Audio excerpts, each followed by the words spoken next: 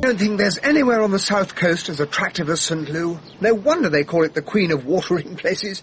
It's just like being on the Riviera. Mind you, I always think that Cornwall is every bit as fascinating as the south of France. Yes, so it said on our menu in the restaurant car yesterday, Hastings. Oh, did it? It is hardly a very original observation. We were sitting on one of the terraces of the majestic hotel. Below us lay the gardens, looking almost tropical with their palm trees. The sea was a deep and lovely blue, and the sun was shining with all the single-hearted fervour an August sun should, but in England so rarely does. Only the speedboats roaring across the bay and the buzzing of the marauding wasps disturbed a scene of perfect peace.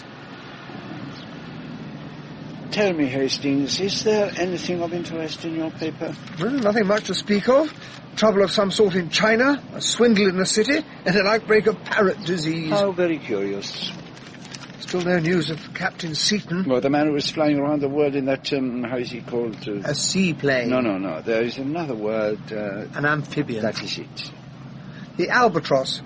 That's what his plane is called. Too bad if the fellow's gone west.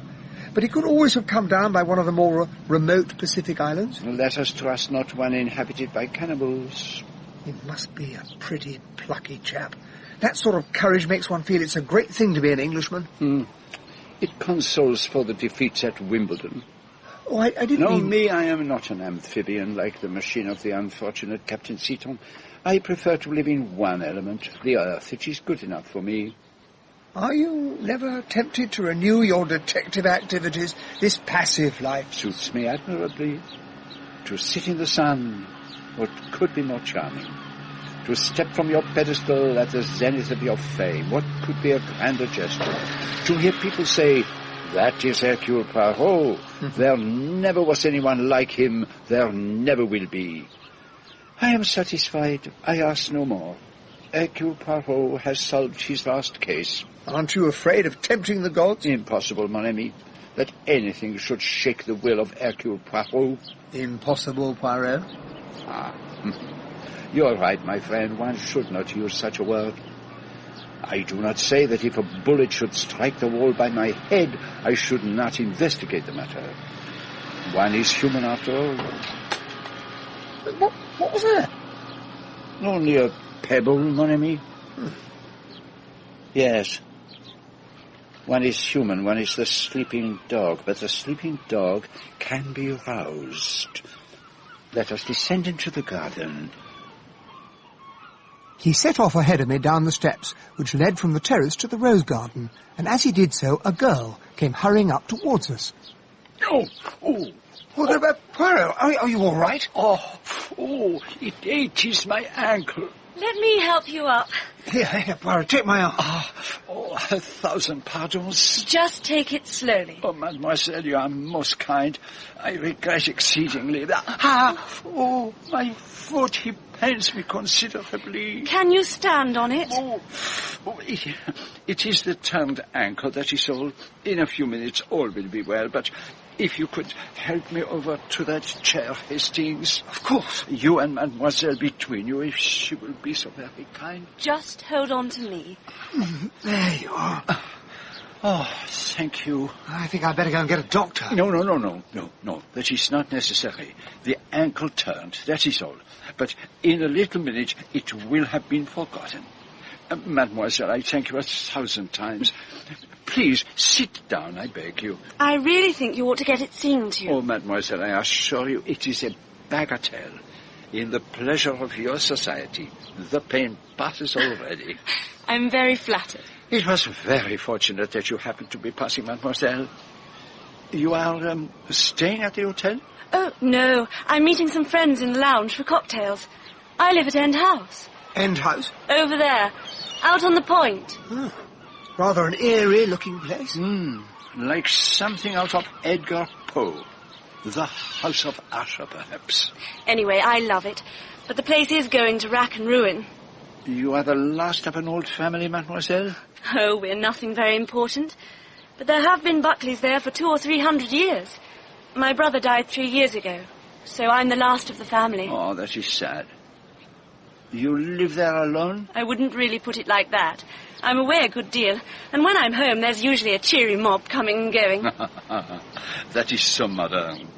I was picturing you in a dark, mysterious mansion haunted by a family curse. What a picturesque imagination you have. The house isn't haunted. Or if it is, the ghost must be a very kind, protective one. I've had 3 escapes from sudden death in as many days, so I must bear a charmed life. Escapes from death? How very interesting. Oh, they weren't very exciting. Just accidents. Damn these wasps. There must be a nest of them somewhere. You have been stung, yes? No, but I hate it when they come right past your face. One of them just missed me only a few minutes ago. They seem to be all over the place today. The bee in the bonnet, perhaps. And that is a particularly elegant hat you are wearing. Oh, do you think so? No, I did not mean you to take it off.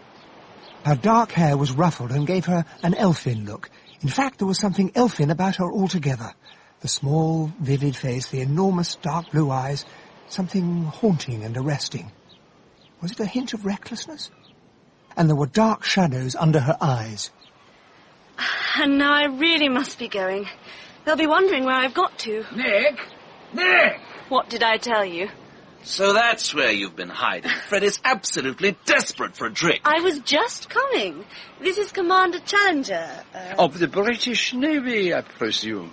Oh, I have a great regard for the British Navy. Really? Come on, George. Let's go and join Freddie and Jim. I hope the ankle will be all right, monsieur. Goodbye. Ah, yes. I am sure it will. Goodbye, mademoiselle. Goodbye, Miss Buckley. So, that is one of mademoiselle's friends, one of her cheery crowd. Oh, but she has left her hat behind. Has the commander a tendresse for her, do you think? My dear Poirot, how can I possibly tell? Give me that hat, I'll take it to her. Not yet, no. Some amuse.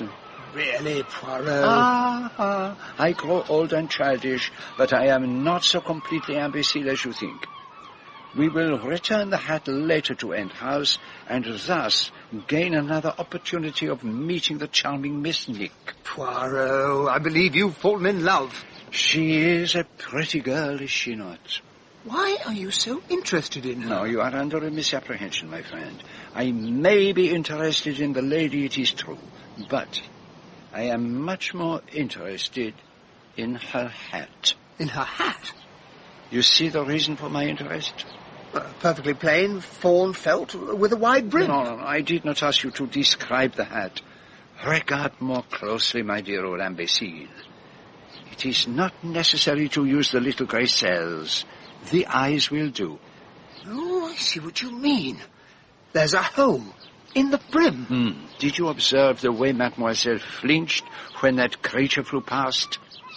The bee in the bonnet, the hole in the brim. But a wasp couldn't make a hole like that. Oh, what acumen. No, Hastings, it could not.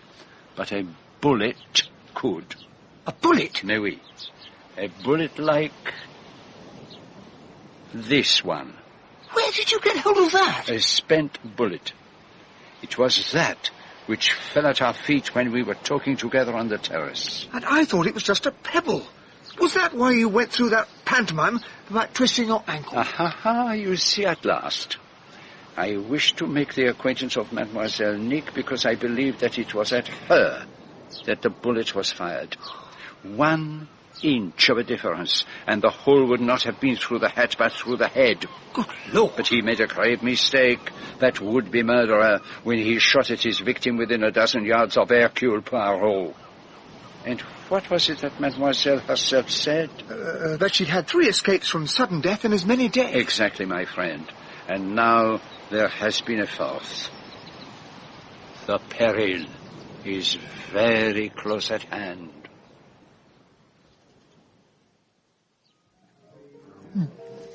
Poirot, I've been thinking.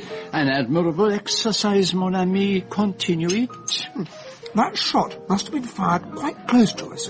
And yet the funny thing is that we didn't hear it. It is rather odd. No, it is not at all odd. All this morning, speedboats have been making trips round the bay.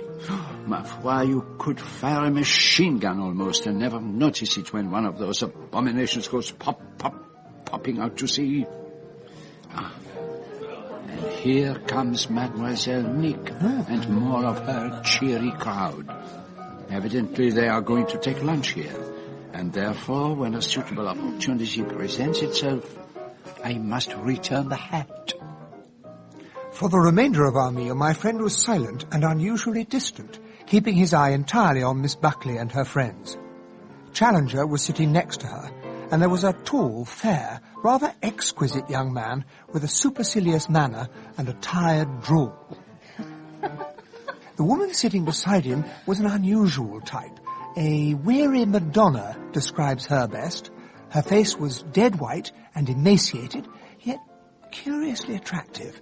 Her eyes were light grey with very large pupils. At the end of the meal, the two men left to inspect a very ostentatious, gleaming red car which belonged to the languid young man, and the two women went to take coffee in the lounge. Now is our opportunity to have a little word with Mademoiselle Nick. I will see if I can arrange a meeting at End House where we can be away from the rest of them. He marched into the lounge with an almost military determination and drew Miss Buckley to one side. Mademoiselle, may I crave one little word with you? I was left, feeling rather ill at ease, not knowing whether to strike up a conversation with Miss Buckley's companion or not. She was staring at me with a look of curious detachment. Oh, why don't you sit down until your friend has finished with Nick? Thank you. Miss Buckley very kindly came to the rescue of my friend when he twisted his ankle this morning. So Nick told me. There doesn't seem to be much wrong with his ankle now, does there? Just a momentary sprain. Well, at least I'm glad to hear that Nick didn't invent the whole thing. She's the most heaven-sent little lie that ever existed, you know. Is that so? She's one of my oldest friends, but I always think loyalty's a tiresome virtue, don't you? Nick told us all a marvellous story about something going wrong with the brakes of her car. But Jim Lazarus, he was with us just now, said there was nothing in it at all. And he's by way of being quite expert about cars. Fortunately, I was spared any further embarrassing disclosures about her friend by the return of Poirot, who gave a quick bow to the listless Madonna and drew me hastily away to the privacy of his sitting room. It is all arranged, my friend. We are to call on Mademoiselle at End House at 6:30. How did you manage it? Well, she was a little unwilling, naturally. I could see the thoughts passing through her mind. Who is he, this little man? Is he the bounder, the moving picture director? If she could have refused, she would. But it is difficult. Asked like that on the spur of the moment, it is easier to consent. It still seems perfectly incredible to me to take a pot shot at somebody in a hotel garden. Only a madman would do such a thing. I disagree with you. Given one condition, it would be quite a reasonably safe affair. To begin with, the garden is deserted and there is plenty of cover. Trees, palms, flowering shrubs. Anyone could hide and be unobserved while waiting for Mademoiselle to come that way. But how could he be certain that she would? Because Mademoiselle Nick is one of those people who is always late, and she would take the shortcut. The way through the hotel garden is the most direct route from End House. All the same, the risk was enormous. He might have been seen, and you can't make the shooting seem like an accident. Not like an accident, no. What do you mean by that? Nothing. A little idea. Leaving it aside for the moment, there is, as I said just now, the essential condition. And what is that? Surely you can tell me, Hastings? I wouldn't like to deprive you of the pleasure of being clever at my expense. Oh, the sarcasm, the irony. Well, my friend, what leaps to the eye is this. The motive for the attempt to kill Mademoiselle Nick cannot be obvious. If it were, then, as you say, the risk would be too great. People would be bound to say, I wonder where so-and-so was when the shot was fired. No, the identity of our would-be killer cannot be obvious. That is what disturbs me. I want to find out about these so-called accidents that Mademoiselle dismisses so lightly. From the outside, End House was very large and very dreary-looking, and was clearly in a bad state of repair. Now, how about a cocktail? Oh, yes. I'm told it's one of the few things I do really well. The inside of the house could not have been a greater contrast. The drawing-room was full of sunshine and the light of the sea. The curtains were of faded brocade, but the covers were new and gay, and the cushions were positively hectic. I'm simply devoured with curiosity. Am I the long-lost heroine you've been seeking for your next film? You were so solemn at lunchtime. I feel it can't be anything else. Here, try this. Thank you. Thank you, mademoiselle. Excellent. Well, To your good health, mademoiselle. To your continued good health. is there something the matter? Yes, mademoiselle. This. You know what it is? Yes, of course I do. It's a bullet. It was not a wasp that flew past your face in the garden this morning. It was this bullet. You mean that some idiot was firing off bullets in the hotel garden? It would seem so. But I never heard a gun go off. I want to know about these other so-called accidents that you mentioned. I want to be sure that that was what they were. But what else could they be? Now leave me to be the judge of that, mademoiselle. What if someone is attempting your life?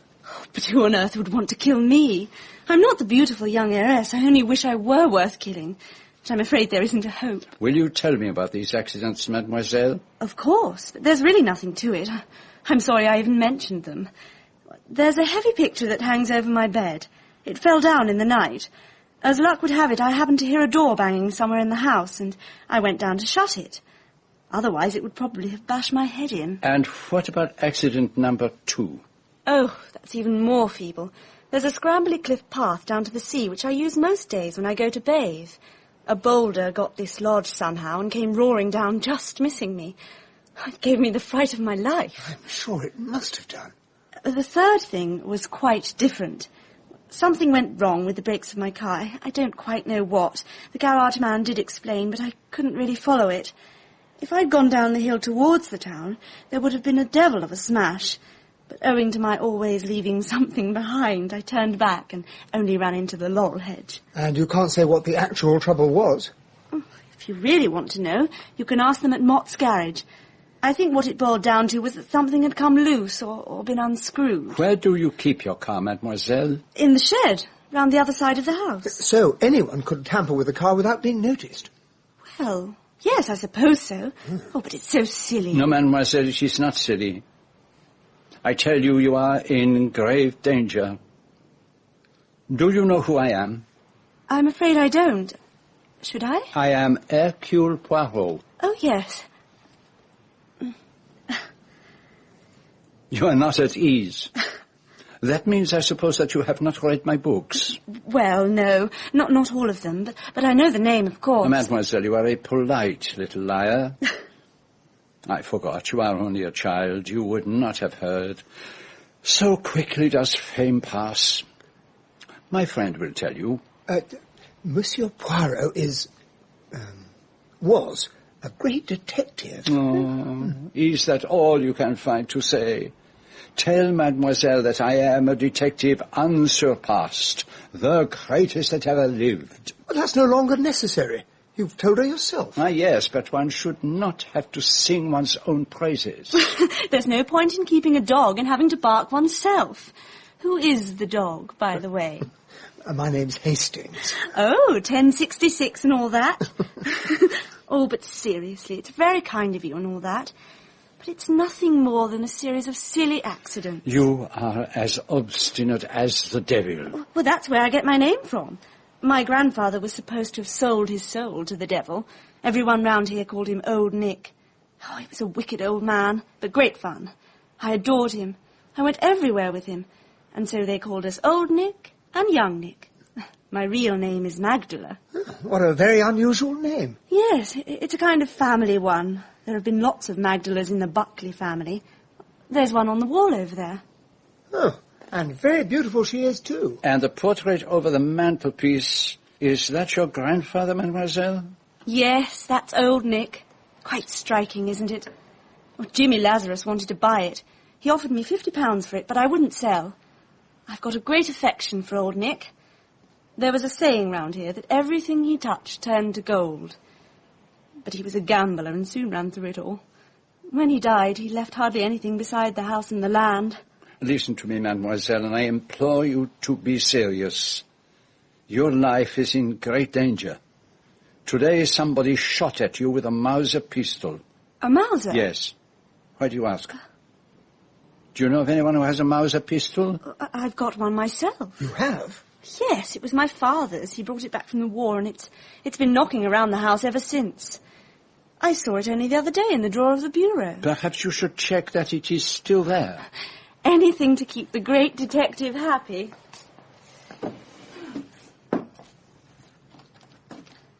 That's funny. I could have sworn I saw it in here.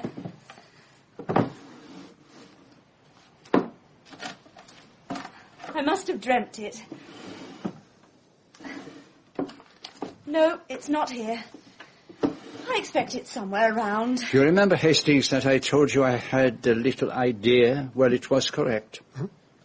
Supposing mademoiselle had been found shot, lying in the hotel garden, and beside her hand, just fallen from it, would have been found her own pistol. There would be suggestions, no doubt, of worry, of sleeplessness. Well, that's true enough. Everybody's been telling me I've been looking nervy lately. They would have brought in a verdict of suicide. Mademoiselle's fingerprints on the pistol and nobody else's. Oh, terribly amusing. N'est-ce pas? But you understand, mademoiselle, there must be no more of this. 4 accidents, yes, but the 5th time may be different. Bring out your rubber-tired hearses. But we are here, my friend and I, to prevent all that. Yes, we'll look after you, Miss Buckley. Oh, how frightfully nice of you. And so it is time for me to begin to act as the conventional detective and to ask the conventional questions. Who profits by your death, mademoiselle? I can't imagine. That's why it all seems such nonsense. All I have in the world is this beastly old barn of a house. And it's mortgaged up to the hilt. The roof leaks, and there can't be a diamond mine or anything exciting like that hidden in the cliff. It is mortgaged, you say?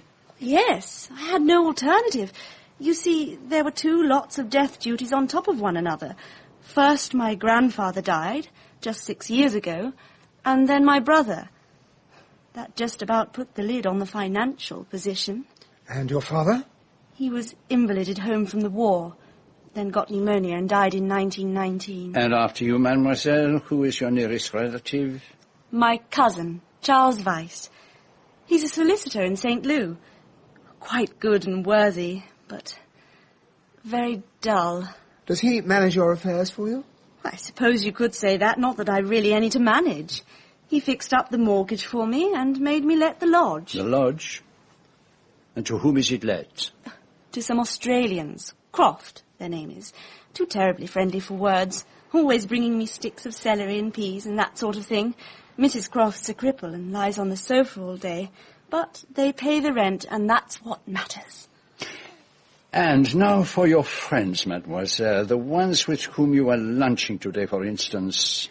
Well, Freddie Rice, Frederica, is practically my greatest friend. Oh, she's had a rotten life. Married to the most frightful beast. Drink and drugs and all that. She left him a couple of years ago. Since then, she's just drifted about. Oh, I wish to goodness she'd marry Jimmy Lazarus. Is that the art dealer in Bond Street? Yes. Jim's the only son. Rolling in money. He's devoted to Freddie and they go everywhere together. And where is Mrs. Rice's husband? Oh, God knows. He's dropped out of everything. It makes it horribly awkward for Freddie. You can't divorce a man when you don't know where he is. And what about the good Commander Challenger? I've known George for about 5 years. It seems like all my life. He's a good soul, George. He wants you to marry him, He does mention it now and again in the small hours of the morning or after the second glass of port. But you won't accept him? What would be the use of George and I marrying one another? We've neither of us got a bean. And he must be 40 if he's a day. In fact, he has 1 foot in the grave. And you are young and beautiful, mademoiselle, and the sun shines, and there is life and love ahead of you, and I am determined that you shall live to enjoy them. Tell me, have you a friend you can trust? Well, there's Freddie. No, other than Mrs. Rice. Why do you want to know? Because I want you to have a friend to stay with you. Immediately. Well, there's Maggie, I suppose. I could get hold of her, I expect. Who's Maggie? Maggie Buckley, one of my Yorkshire cousins. I usually have her to stay here sometime or other in the summer. Oh, she's not much fun, though. Her father's a clergyman, and she's one of those painfully pure girls, with the kind of hair that has just become fashionable by accident. She will do admirably. I certainly don't know who else I could get hold of at this time of year. But if it isn't the choir boys' outing or the mother's bean feast, she'll come all right. I'll wire her to come on Monday. Why not tomorrow? On Sunday trains and all the way from Yorkshire? She'll think I'm dying if I suggest that. No, I'll say Monday. Very well. Now tell me, mademoiselle, have you ever made a will? Yes, about 6 months ago before my op. Qu'est-ce que vous dites? Your op? My appendix operation. Uh-huh. Someone said I ought to make a will, so I did. And what were the terms of the will? I left End House to Charles Weiss. I hadn't much else to leave, but what there was I bequeathed to Freddie. To Mrs. Rice? Yes. I have a nasty feeling that the liabilities would probably exceed the assets. So, now we will take our leave. But I must warn you to be careful. Of what? Yes, you are right. In which direction to be careful. But do not fear, mademoiselle. In a little while I shall have discovered the truth. And until then I should beware of bombs and boulders, falling pictures and arrows dipped in the secret poison of South American Indians. You make a joke of everything, do you not? But 4 attempts on your life is no laughing matter. Murder is not to be mocked, mademoiselle.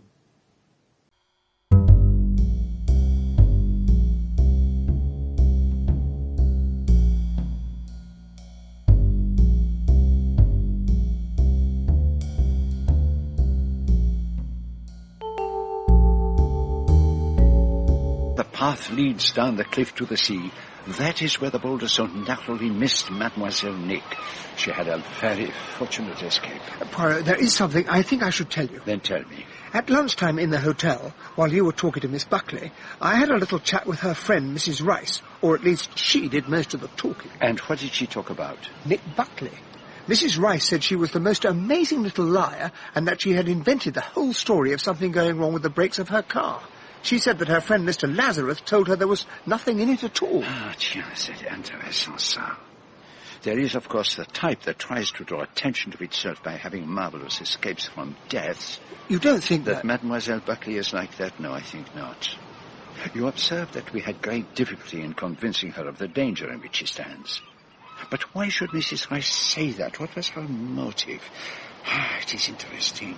The little facts that are curious, I like to see them appear. They point the way. The way where? You put your finger on the weak spot, my excellent Hastings. Where indeed? To hunt down a murderer after a crime has been committed, c'est tout simple. The murderer has, so to speak, signed his name by committing the crime. But here, there is no crime. And what is more, we do not want a crime. But you must have some idea, some suspicion. Nothing. On the face of it, no one seems to have any reason for desiring little Nick's death. The property, perhaps? End House passes to her cousin Charles Weiss. The worthy but dull solicitor in St. Lou. Exactly, but does Mr. Weiss really want a heavily mortgaged, dilapidated old house? We must speak to him, certainly, but the idea seems fantastic. And everything else goes to Frederica Rice. The bosom friend with her strange eyes and the air of a strayed Madonna. What is her concern in the business? She tells you that her friend is a liar. C'est gentil, ça. Why does she tell you that? Is she afraid of something that Nick might say? Did anyone tamper with the brakes of her car? And if so, who? And why should Mrs. Rice's admirer, Mr. Lazarus, the wealthy art dealer who is so knowledgeable about cars, support her accusation? And then there is Commander Challenger. He's all right, I'm sure of that. A real pucker sob. You have an extraordinary effect on me, Hastings. You have so strongly the flare in the wrong direction that I am always tempted to go by it. Well, I shall study the pucker, Commander Challenger. You have awakened my doubts. My dear Poirot, a man who's knocked about the world as I have... Never learns. But let us take ourselves off to Mott's garage. Perhaps there we shall learn the truth about the brakes on Mademoiselle Nick's car. It wasn't difficult to lure the proprietor into a discussion about what had befallen the brakes. He launched off into a highly technical account of what the trouble was, all of which was entirely beyond me and certainly beyond Poirot. However, one thing became inescapably clear. The brakes had certainly been tampered with, and this could have led to a very serious accident. So that is that. The little Nick was right, and the rich Mr. Lazarus, who knows so much about cars, was wrong. Ah, Hastings, my friend, all this is very curious. So what do we do now? We visit the post office and send off a telegram. A telegram? Yes, a telegram. Poirot wrote out his telegram without vouchsafing any information as to its contents. Feeling that he wanted me to ask him what they were, I carefully refrained from doing so. There was dancing that evening at the Majestic. Nick Buckley was bursting with vivacity, dressed in floating scarlet chiffon that dragged on the floor. Frederica Rice was in white and moved with a languorous, weary grace that was as far removed from Nick's animation as could be. She's very beautiful. Young Nick? No, her friend. Is she evil? Is she good? Is she merely unhappy? She is a mystery. But on the other hand, she is perhaps nothing at all. But I tell you, my friend, she is an allumeuse. What do you mean? You will feel it sooner or later. Remember my words. Very mysterious.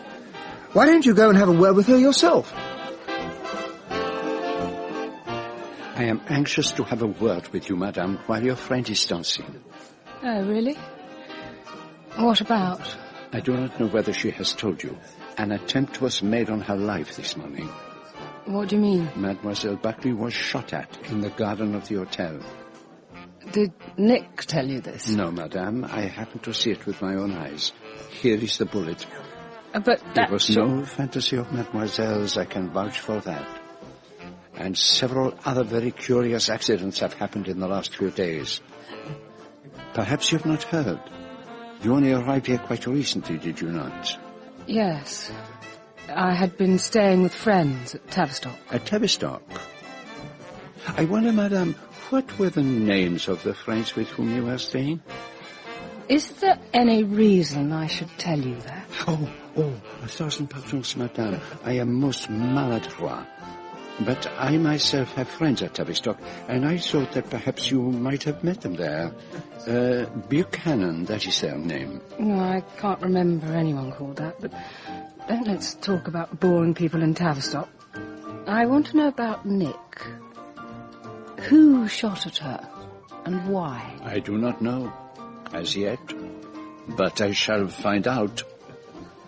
You may not be aware of the fact, madame, but I am a detective. Hercule Poirot is my name. A very famous name. Madame is too kind. And what do you want me to do, Monsieur Poirot? To watch over your friend. That is all. I shall certainly do that. Thank you, madame. I need not waste your valuable time any longer. Au revoir.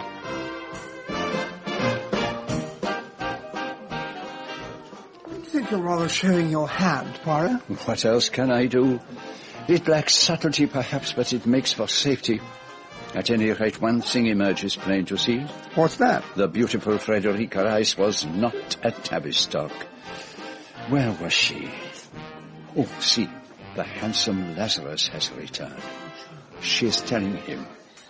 He looks over at us. He's clever, that one. Oh, if only I knew. If only you knew what? What I shall know on Monday. You have no longer the curiosity, my friend? There was a time. There are pleasures that it's good for you to do without. What are you talking about? The pleasure of refusing to answer questions. C'est malin. Quite so. But here comes Mademoiselle Nick. You see, Mr. Poirot, I'm not letting myself be scared by it all. Évidemment, mademoiselle. Dancing on the edge of death. It is a new sensation, mademoiselle? Yes. Rather fun. I wish she hadn't said that, dancing on the edge of death. I don't like it. I know, it is too near the truth. Ah, she has courage, that little one. Unfortunately, it is not courage that is needed at this moment. What is, then? Caution, my friend. Caution.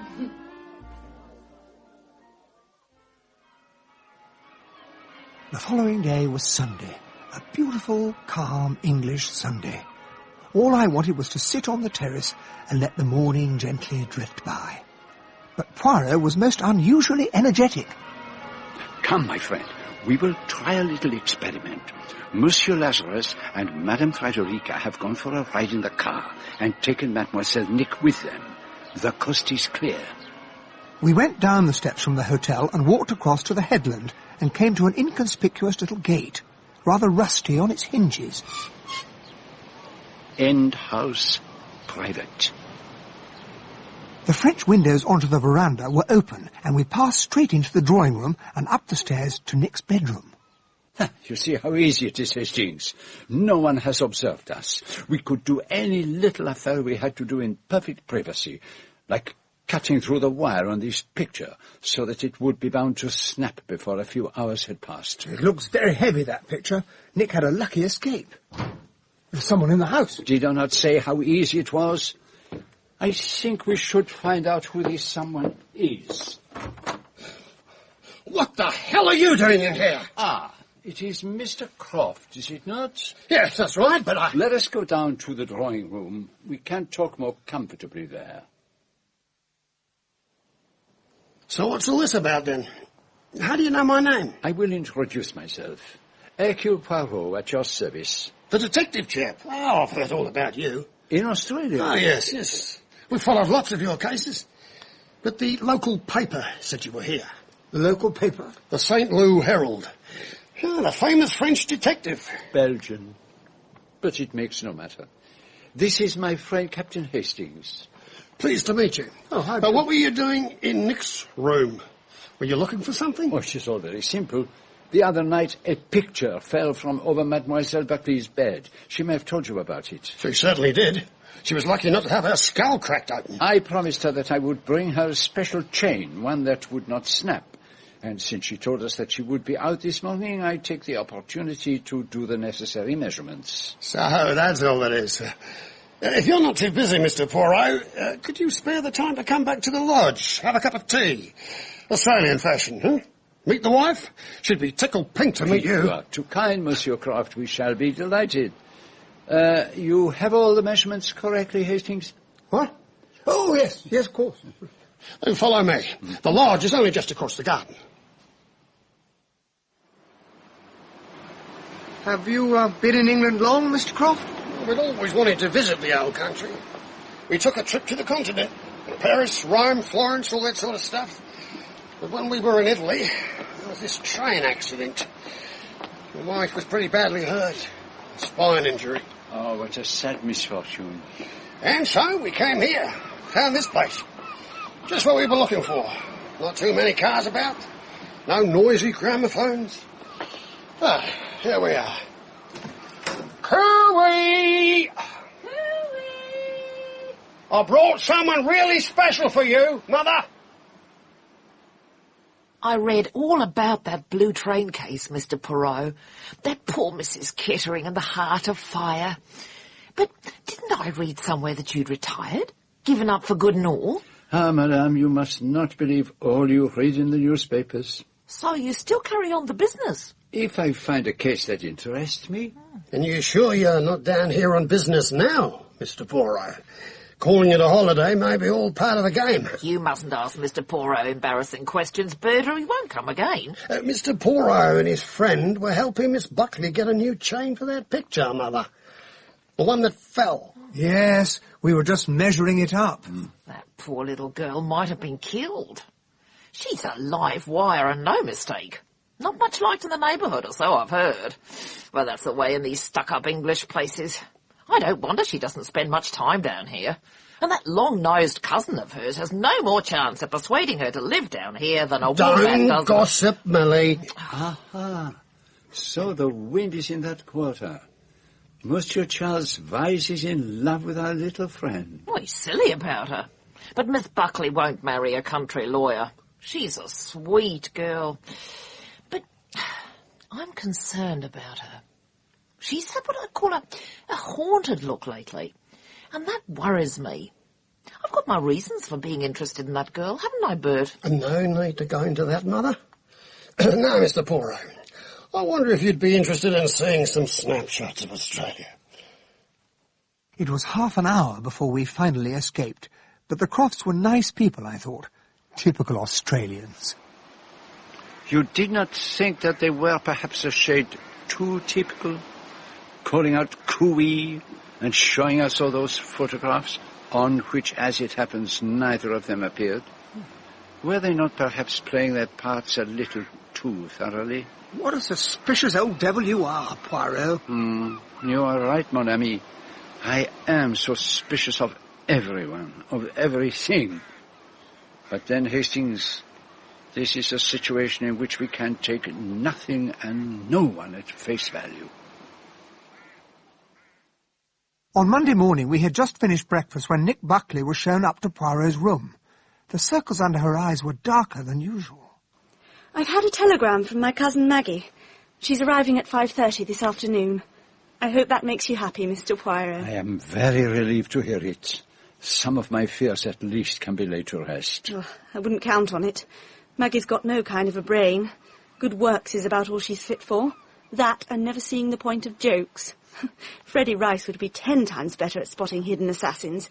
And Jim Lazarus would be better still. He has hidden depths, as Jim. And what about Commander Challenger?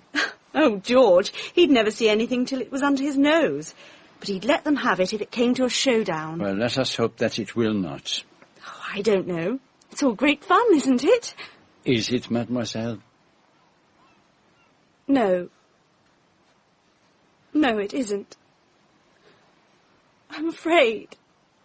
It's beginning to get to me. I always thought I was quite a brave person. Oh, but you've shown the most wonderful courage, Miss Buckley. I spend the whole time wondering whether something else is going to happen. And if it does, how it will happen. Yes, that is the worst part of it. This morning, I came here by the road. I simply couldn't bring myself to walk through the garden. I feel as though my nerve had gone all of a sudden, and that all this should be going on top of everything else. What exactly do you mean by on top of everything else, mademoiselle? Oh, just what the newspapers call the strain of modern life, I suppose.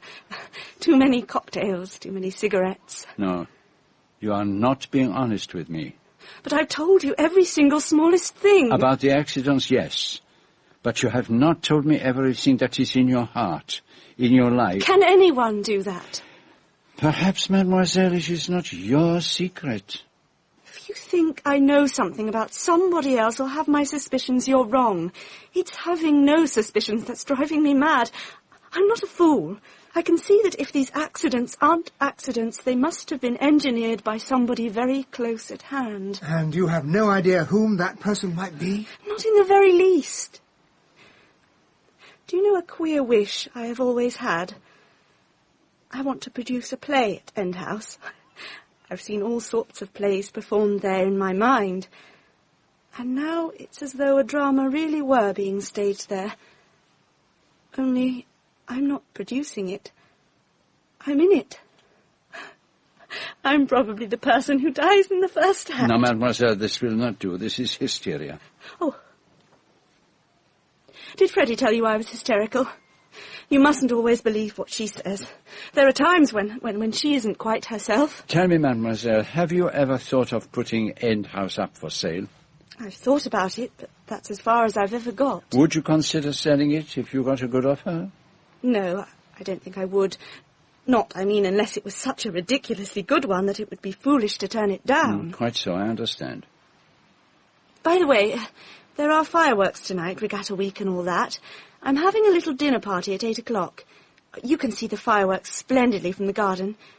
Will you come? Oh, we will be enchanted, will we not, Hastings? Many thanks, Miss Buckley. Till this evening, then. Nothing like a party for reviving the flagging spirits. That morning we called on Charles Vyse, or rather at Messrs. Vyse, Trevanion and Bettesworth in the main street of St. Lou.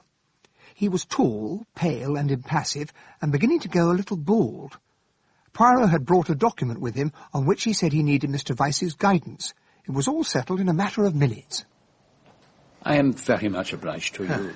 For a foreigner, you understand, these legal matters can be very difficult. Oh, I'm only too glad to have been of assistance. May I ask who recommended me to you? Miss Buckley. Your cousin, is she not? I tried to see you on Saturday morning. When was it, Hastings? At about 12:30. But you were out, I think. That is right. I left early on Saturday. Mademoiselle, your cousin must find that large house very lonely. She lives there by herself, I understand. That is so. Tell me, Mr. Vyse, is there any chance of the property ever being on the market? None at all, I should say. You must understand I do not ask idly. I myself am in search of such a property. The climate of St. Lou enchants me. It is true that the house itself is in very bad repair, but I gather there has been very little money to spend on it. You do not think it possible that Mademoiselle would consider an offer? I'm certain that nothing would induce her to sell. Oh. My cousin is quite fanatically devoted to the place. It is, you understand, a family home. Selling it would be quite out of the question. And what impression did this Charles Vyse make on you, my friend? A very negative one. The kind of man you would never remember on meeting again. Did you notice anything that struck you as curious in the course of his conversation with us? Well, I certainly wouldn't have said that Miss Buckley was fanatically devoted to End House. She's fond of the place, but nothing more than that. And did you notice anything else? He wasn't in his office at 12:30 on Saturday morning. The time that somebody took a shot at Mademoiselle Nick. So, we cannot clear Mr. Vyse of suspicion. Nick Buckley had done her best to give End House something of a festive air for her dinner party. When we arrived, she was dancing by herself to the gramophone, wrapped in a highly exotic kimono covered with dragons. Oh, it's only you. What a nuisance. Oh, Mademoiselle, we are desolated. Whom did you hope we might be? Oh, I'm sorry. I didn't mean to sound rude. I hoped you might be from the dressmakers. I've been waiting for my frock to arrive for hours. The Brooks promised me faithfully it would be here by 6:30. There is to be a dance tonight at the Majestic, is there not? Yes, we're going there after the fireworks. Oh, Nick, have they still not brought your dress? It's too bad. I'm expecting it any minute. Well, they're certainly taking their time. This is my cousin Maggie. Maggie, these are the famous sleuths who are protecting me from the mysterious would-be assassin. Oh. Take them into the drawing room and let them tell you about it. Now, that really must be the dressmakers. We were left alone with Maggie Buckley, and I formed a most favourable impression of her. A quiet girl, pretty in the old-fashioned manner. Her face was innocent of makeup, and she wore a simple, rather shabby black evening dress. She had frank blue eyes and a rather nervous smile. Nick has been telling me the most amazing things.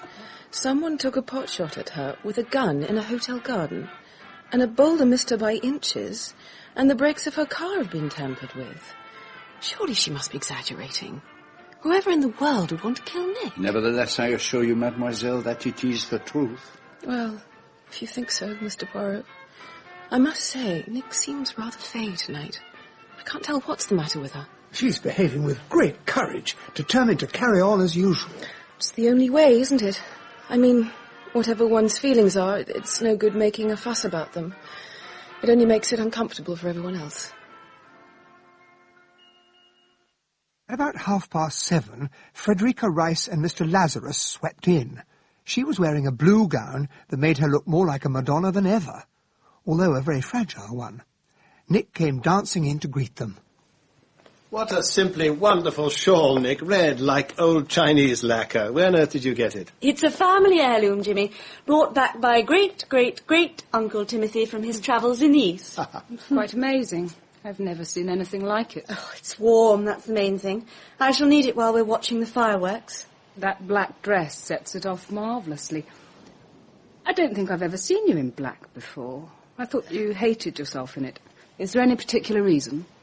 Oh, I don't know. Is there a reason for anything? Where's George Challenger got to tonight? I thought you said he'd be here. He had to go to Plymouth. I expect he'll arrive sometime or other. Maggie, I can't remember whether you've met Mr. Lazarus. Mr. Lazarus? We went in to dinner. The food was indifferent, the champagne excellent, the conversation rather uneasy. It doesn't look as if there's much hope for that poor chap who was trying to fly around the world. Oh, you mean Michael Seaton? Yes. If he'd succeeded, he'd have been the hero of the day. He's the kind of man England can't afford to lose. Nick and I met him at the 2K. Mm-hmm. She made quite a conquest. Didn't he take you up flying with him? Yes, at Scarborough. Have you done any flying, Captain Hastings? Oh, there's the telephone. It's bound to be for me. Don't wait. It's getting late, and I've asked people around to see the fireworks. I glanced at my watch. It was just 9 o'clock. Dessert was brought in, and the port.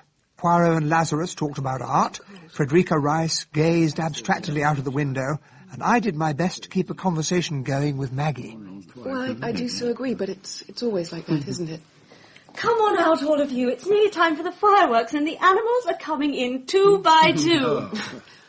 We all trooped dutifully out into the garden. I suppose that Nick had invited around a dozen people, none of them very interesting. Charles Vyse was there, and Mr. Croft from the lodge. It's too bad that Mrs. Croft couldn't come. We ought to have carried her over on a chair or something. It's bad luck on Mother altogether, but she never complains. She's got the sweetest nature in the world. Oh! There's a good one. I'm freezing. I'm going to run in and get my coat. Oh, please, let me, Miss Buckley. Thanks all the same, but you wouldn't know where to find it. Oh, Maggie, be a darling and get mine too. I don't think she heard you. I'll get it. I need my fur wrap. The shawl isn't nearly warm enough. It's the wind. That is all they can think of to say. In the end, it grows monotonous, do you not find? And the grass, it is damp to the feet. Oh, I shall suffer for this. I shall get a chill. A chill on a lovely night like this? A lovely night? You say that because the rain does not pour down in sheets. But I tell you, my friend, if there were a little thermometer, you would see... I must admit, I wouldn't mind putting a coat on. You are very sensible. Shall I bring yours? Oh, it is the dampness of the feet, I fear. Would it be possible, do you think, to lay your hands on a pair of galoshes? Not a hope. That kind of thing isn't done, Poirot. Then I shall go back and sit in the house. Just for the fireworks, should I catch a fluxion de poitrine? Let us go in, my friend. We are all children at heart. Les feux d'artifice, the party, the conjurer. Huh? Mais qu'est-ce que vous avez? There, Poirot. In front of the French window. Someone's lying huddled on the ground. The scarlet Chinese shawl. Oh, mon Dieu, it has happened. In spite of everything, in spite of all my precautions, it has happened. And this time, the murderer has succeeded.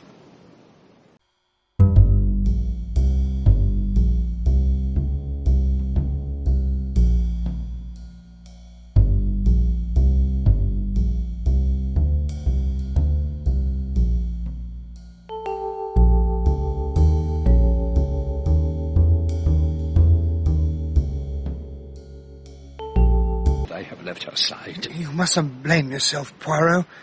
If somebody was so determined to kill Miss Buckley... I'm sorry I've been so long, Maggie. I couldn't find my...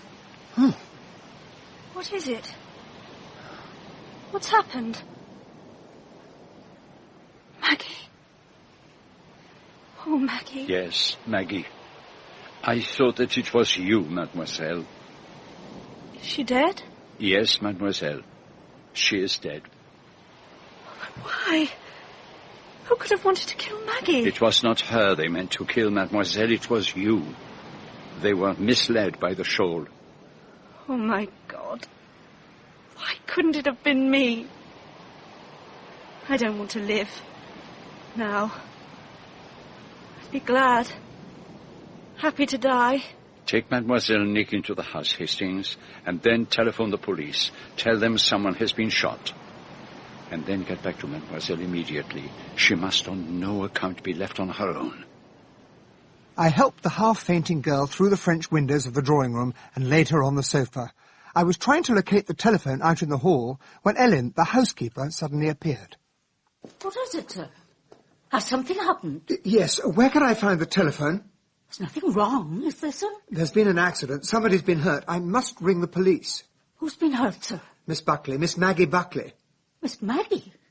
Are you sure, sir? Are you sure it's Miss Maggie? Of course I'm sure. Why? Oh, nothing, sir. I thought it might be one of the other ladies. I thought it might be Mrs. Rice. Look, please, tell me where I can find the telephone. It's just through there, sir, in the little room under the stairs. Thank you.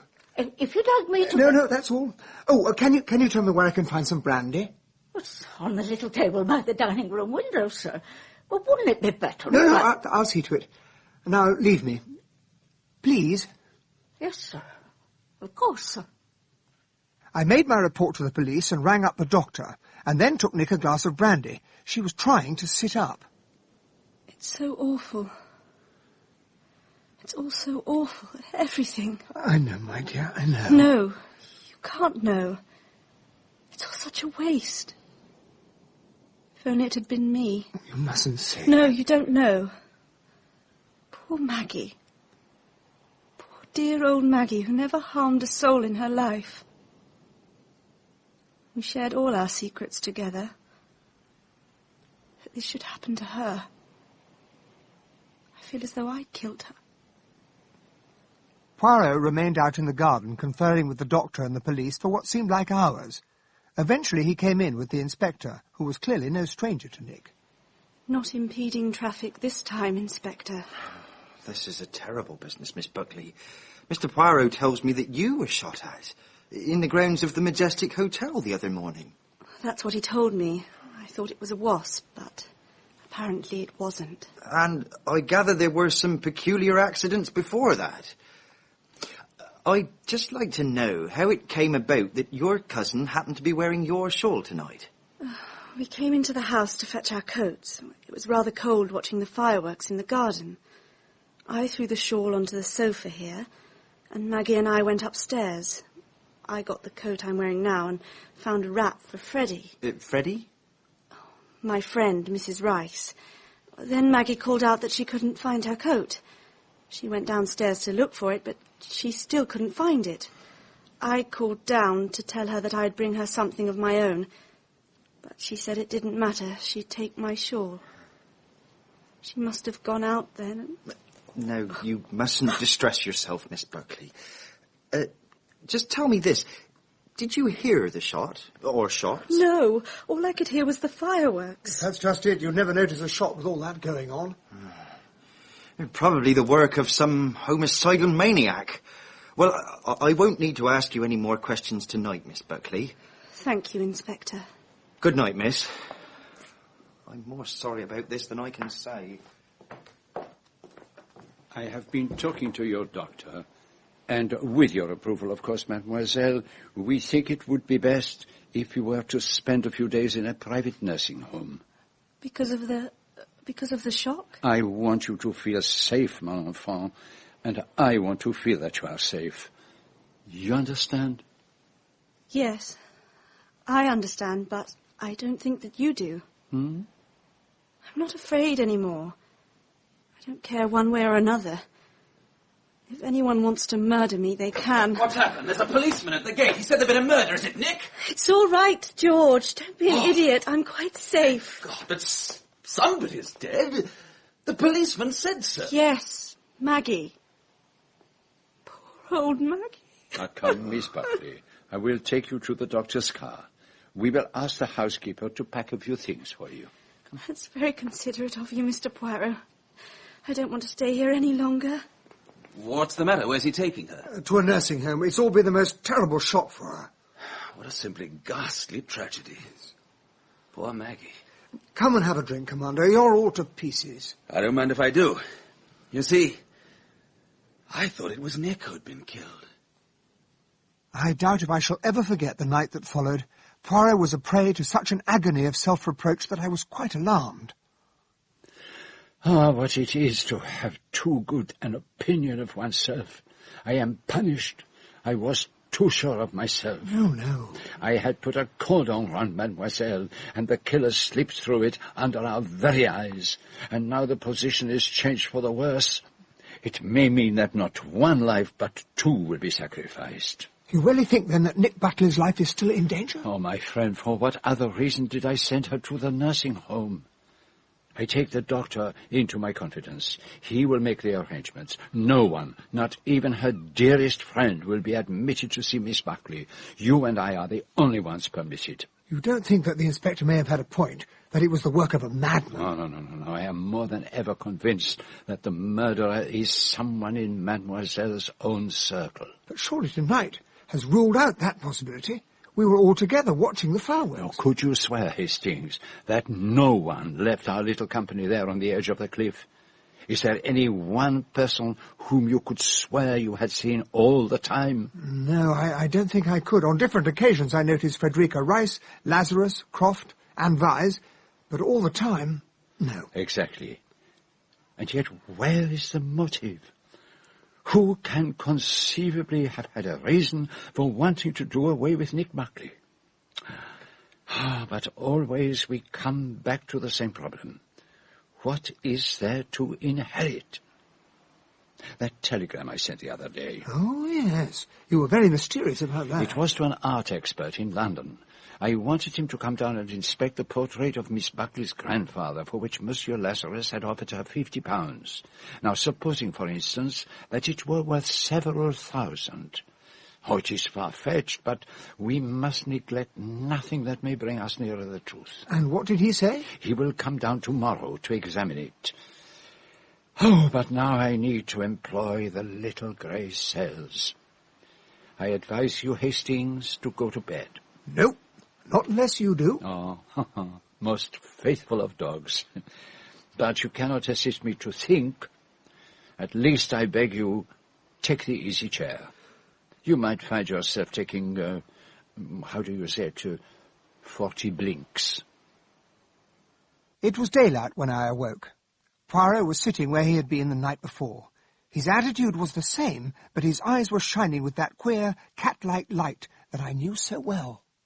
Tell me, Hastings, the answer to these three questions. Why has Mademoiselle Nick been sleeping badly of late? Why did she buy a black evening dress?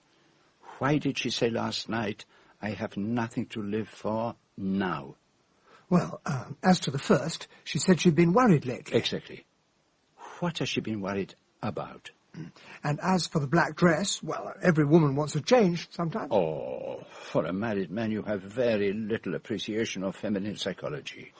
If a woman does not think she looks good in a colour, she refuses to wear it. And the last, about having nothing to live for, it was a natural thing to say after that dreadful shock. No, Hastings, it was not a natural thing to say.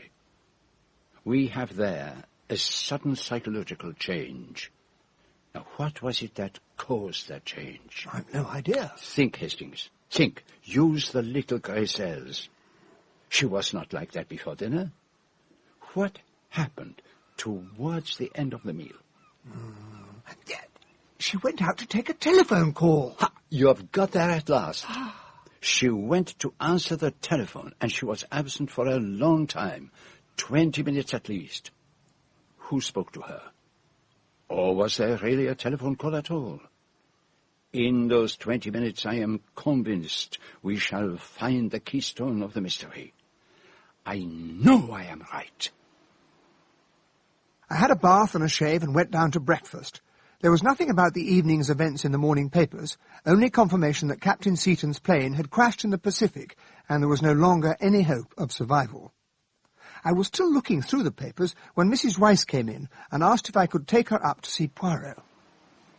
Madame Rice, enchanté. Please sit down. Thank you. You too, Hastings. Thanks. Monsieur Poirot, I suppose there's no doubt that this business last night was all part and parcel of the same thing, that the intended victim was Nick. I should say there was no doubt at all. Nick bears a charmed life. Luck, they say, goes in circles. I owe you an apology, Monsieur Poirot. Until last night, I really didn't believe that Nick was in any real danger. Is that so, madame? I can see that everything now will have to be gone into very carefully. And I imagine that Nick's immediate circle of friends will not be free from suspicion. Ridiculous, of course, but there it is. Am I right? You are very intelligent, madame. You asked me some questions about Tavistock the other day. As you will find out sooner or later, I might as well tell you the truth. I did not stay at Tavistock. No, madame? I motored down to this part of the world early last week with Mr. Lazarus. We didn't wish to arouse more comment than necessary. We stayed at a little place called Shellicombe. Oh, yes, about 7 miles from here. May I be impertinent, madame? Is there such a thing nowadays? Perhaps you are right. How long have you and Mr. Lazarus been friends? I met him 6 months ago. And you care for him, madame? He's rich. Oh, no. That is an ugly thing to say. Isn't it better for me to say than to have you say it for me? Oh, well, there is always that, of course. May I repeat, madame, you are very intelligent. You'll be giving me a diploma soon. There is nothing more you wish to tell me, madame? I don't think so. I'm going to take some flowers round to Nick and see how she is. That is most amiable of you, madame, and thank you for your frankness. Au revoir, Monsieur Poirot. Goodbye, Madame Rice.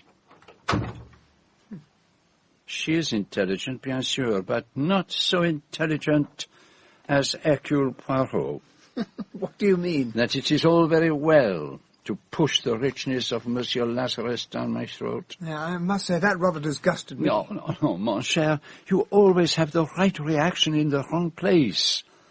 It is not a question of good taste. If Madame Rice has a lover who is rich and gives her everything she wants, then obviously she would not need to murder her devoted friend. Oh. Précisément. Why didn't you stop her going to the nursing home? They'll never let her in. Oh, why should I show my hand? Is it Hercule Poirot who prevents Madame from seeing her friends?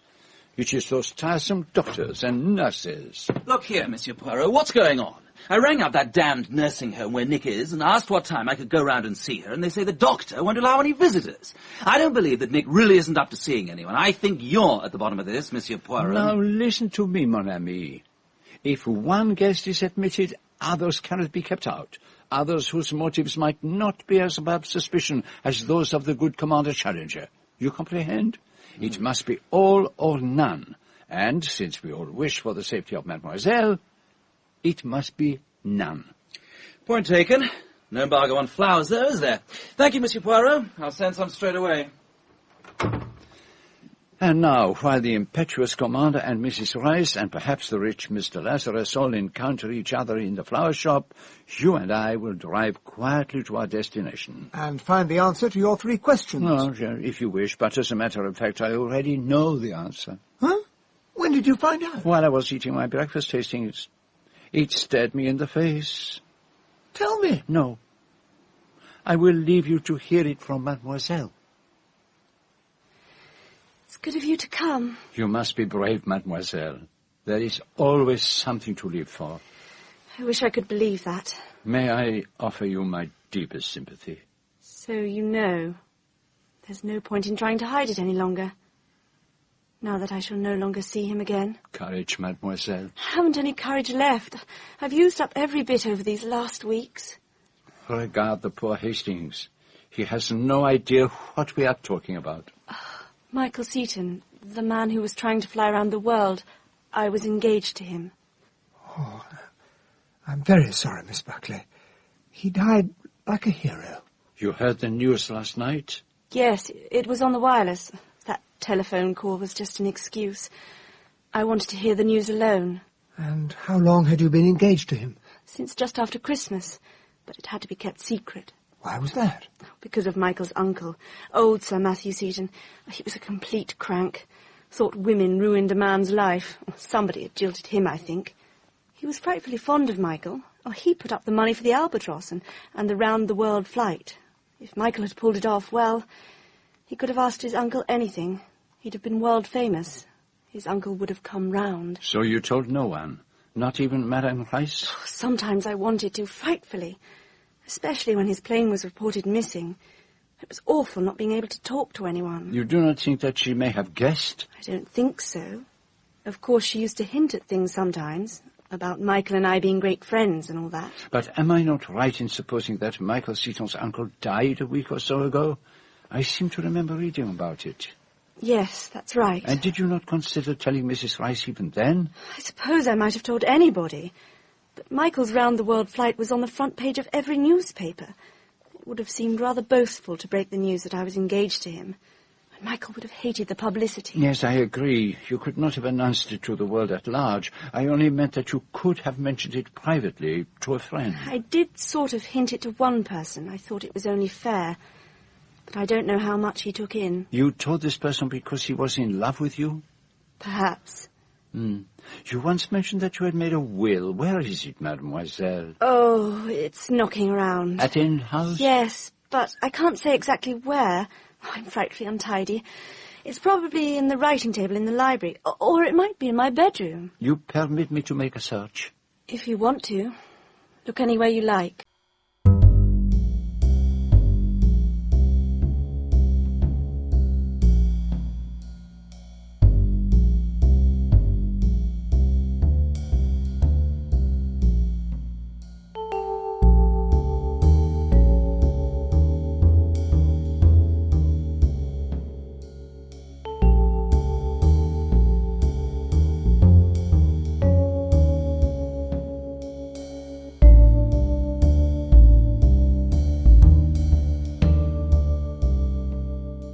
Hastings, I was right. Always I knew there was something lacking. Some piece of the puzzle that was not there. Do you mean that this Michael Seaton business has some bearing on the case? Oh, ma foi, do you not see? It gives us what we have been looking for. The motive. I may be very dense, but I can't see it. Just over a week ago, Sir Matthew Seaton dies. He was a millionaire, one of the richest men in England. Yes, but... One step at a time. He has a nephew whom he idolizes and to whom we may safely assume he has left his vast fortune. Last Tuesday, Michael Seaton was reported missing, and the following day the attacks began on Mademoiselle Nick's life. But I still don't... Supposing, Hastings, that Michael Seaton made a will before he started on his flight and left everything to his fiancée. That's pure speculation. Perhaps, but it must be so. Because if it is not, there is no meaning in anything that has happened. Oh, it is no dilapidated house that is at stake, but an enormous fortune. But if nobody knew of the engagement... Somebody did know. Somebody always knows. If they do not know, they guess. Madame Rice suspected. Mademoiselle Nick admitted so much, and she may have had a way of turning her suspicion into a certainty. How could she do that? Well, for one thing, there must have been letters from Michael Seaton to Mademoiselle Nick, and it is all too evident that she leaves things here, there, and everywhere. And Frederica Rice probably knew about the terms of her friend's will. Doubtless. So this narrows down our list of suspects. I dismiss Commander Challenger. I dismiss Mr. Lazarus. I dismiss the excessively Australian Mr. and Mrs. Croft. So, only two people remain. One is obviously Frederica Rice. Yes. She is indicated very clearly. Apart from End House itself, which was left to Nick's cousin, Mr. Weiss, everything was to go to her. If Mademoiselle Nick had been shot instead of Maggie, Mrs. Rice would be a very rich woman. I can hardly believe it. You mean that you can hardly believe that a beautiful woman can be a murderess? Then what about our other suspect, Charles Weiss? But he only stands to inherit the house. Yes, my friend, but he may not know that. Did he make Mademoiselle's will for her? No, I think not. He may well believe that his scatterbrained cousin never made a will at all, and that he will inherit as next of kin. You know, that really seems much more probable. Yes, that is your romantic mind, Hastings. That well-known figure of fiction, the wicked solicitor. But it is true that Mr. Weiss would be more likely to know about the pistol, and more likely to use it. And to send that boulder crashing down. Perhaps. It really is amazing the way Nick has escaped. Yes, and I can take no credit to myself. Providence? Mon ami, you say that in your Sunday morning voice of gratitude without reflecting that what you are really saying is that le bon Dieu has killed Maggie Buckley. Really, Poirot? But I will not sit back and say le bon Dieu has arranged everything. I will not interfere because I am convinced that le bon Dieu created Hercule Peril for the express purpose of interfering. It is my métier. The French windows of End House were, as usual, wide open. Poirot rang the bell to summon Ellen, who showed not the least surprise on seeing us. Search where you like. The police have been all over the garden since early this morning. I don't know whether they found anything. Were you very surprised last night when you heard that Miss Buckley had been shot? Yes, sir. Very surprised.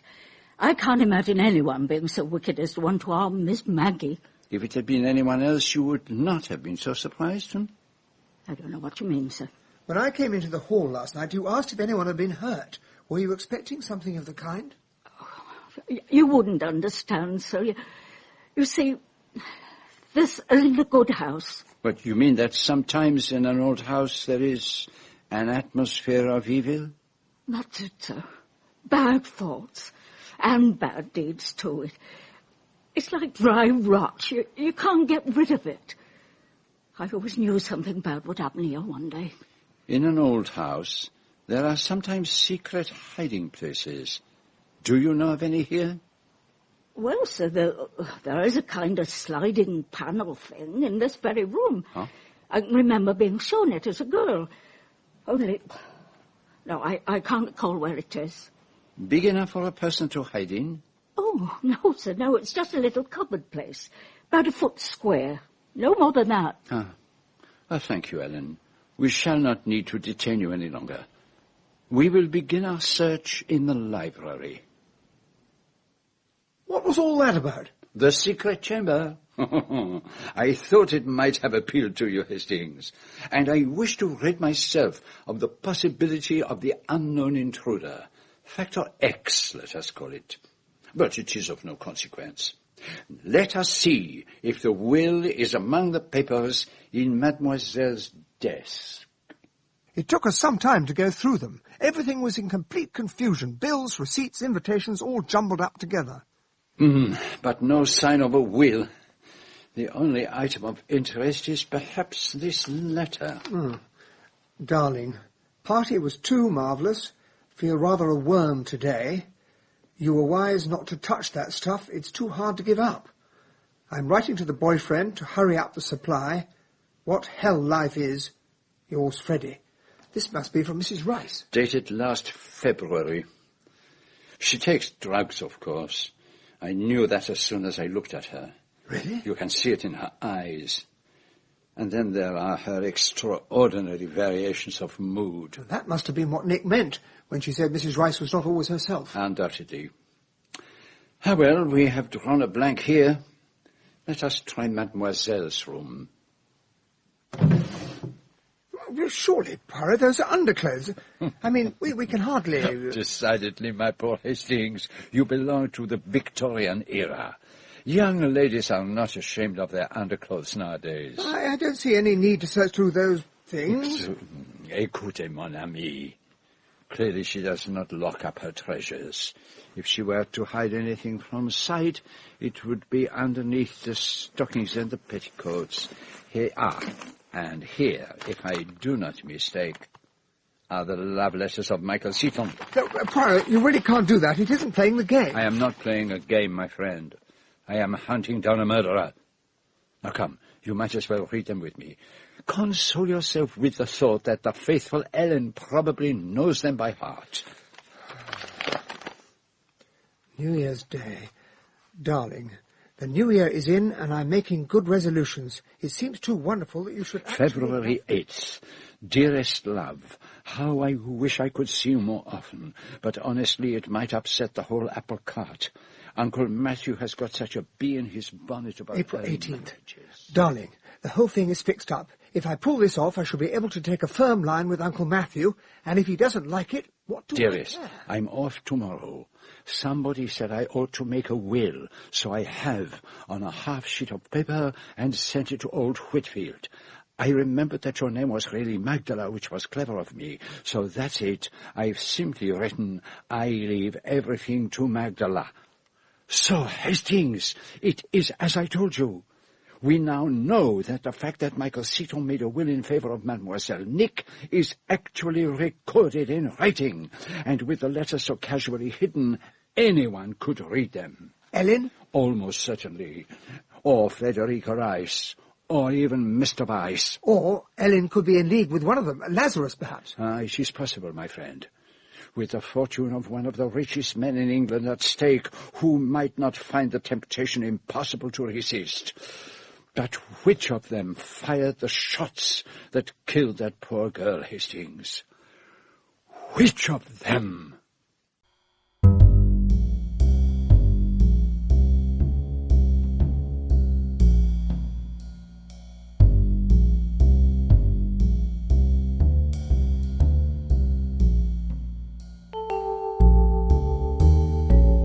So soon. Yes, mademoiselle, I am like the Jacques in the case, always popping up again. This will of yours. Hastings and I, we have searched all over End House, but we find it not. Think. Try to remember when you saw it last. The trouble is that I never have particular places for things. I probably shoved it away in some drawer or other. You did not put it in the secret panel by any chance? The secret what? Your housekeeper, Ellen, says there's a secret panel in the drawing room. Oh, I've never heard of such a thing. I suppose Grandfather must have known about it, but if he did, he never told me. Are you sure Ellen isn't making it all up? No, mademoiselle, I am not at all sure. Oh, but we are wandering from the subject. Your will, the last will and testament of Magdala Buckley. I put that in, last will and testament, and said pay all debts and testamentary expenses. I remembered that out of a book I'd read. You did not use a will form, then? Well, there wasn't time for that. I was just going in for my appendix op. Mr. Croft said will forms could be very misleading. Mr. Croft? The fellow who lives in your lodge? Yes. It was he who asked me if I'd made one. I'd never have thought of it myself. Very helpful, the excellent Mr. Croft. He got Ellen in to witness it. Oh, of course. Oh, what an idiot I've been, letting you hunt round End House. Charles has got it. My cousin, Charles Weiss. Ah, so that is the explanation. Mr. Croft said a lawyer was the proper person to have charge of it. So we sent it to Charles. I should have remembered. He sent me those carnations. They're very pretty. And the roses are from George, and the lilies are from Freddie. Oh, and look here. Grapes. Don't they look scrumptious? Oh, you have not eaten any of them? No, not yet. You must eat nothing that comes from outside. Nothing, you comprehend? You really think they might try again? No, do not think of it. You are safe here. But remember, eat nothing that does not come from the nursing home. And now, mademoiselle, if you would be so good as to write a note to Charles Weiss authorizing him to show us your will. We have just time to catch him while he is still in his office. I beg your pardon, but I really am at a loss to understand. Has Mademoiselle Buckley not made her instructions clear? But, my dear sir, no will has been entrusted to my keeping. Come on.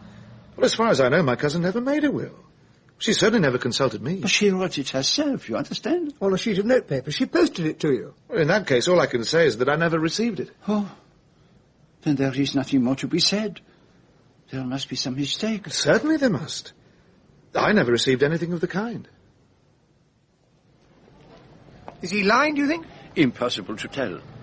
One thing is clear. He will not budge from the position he has taken up.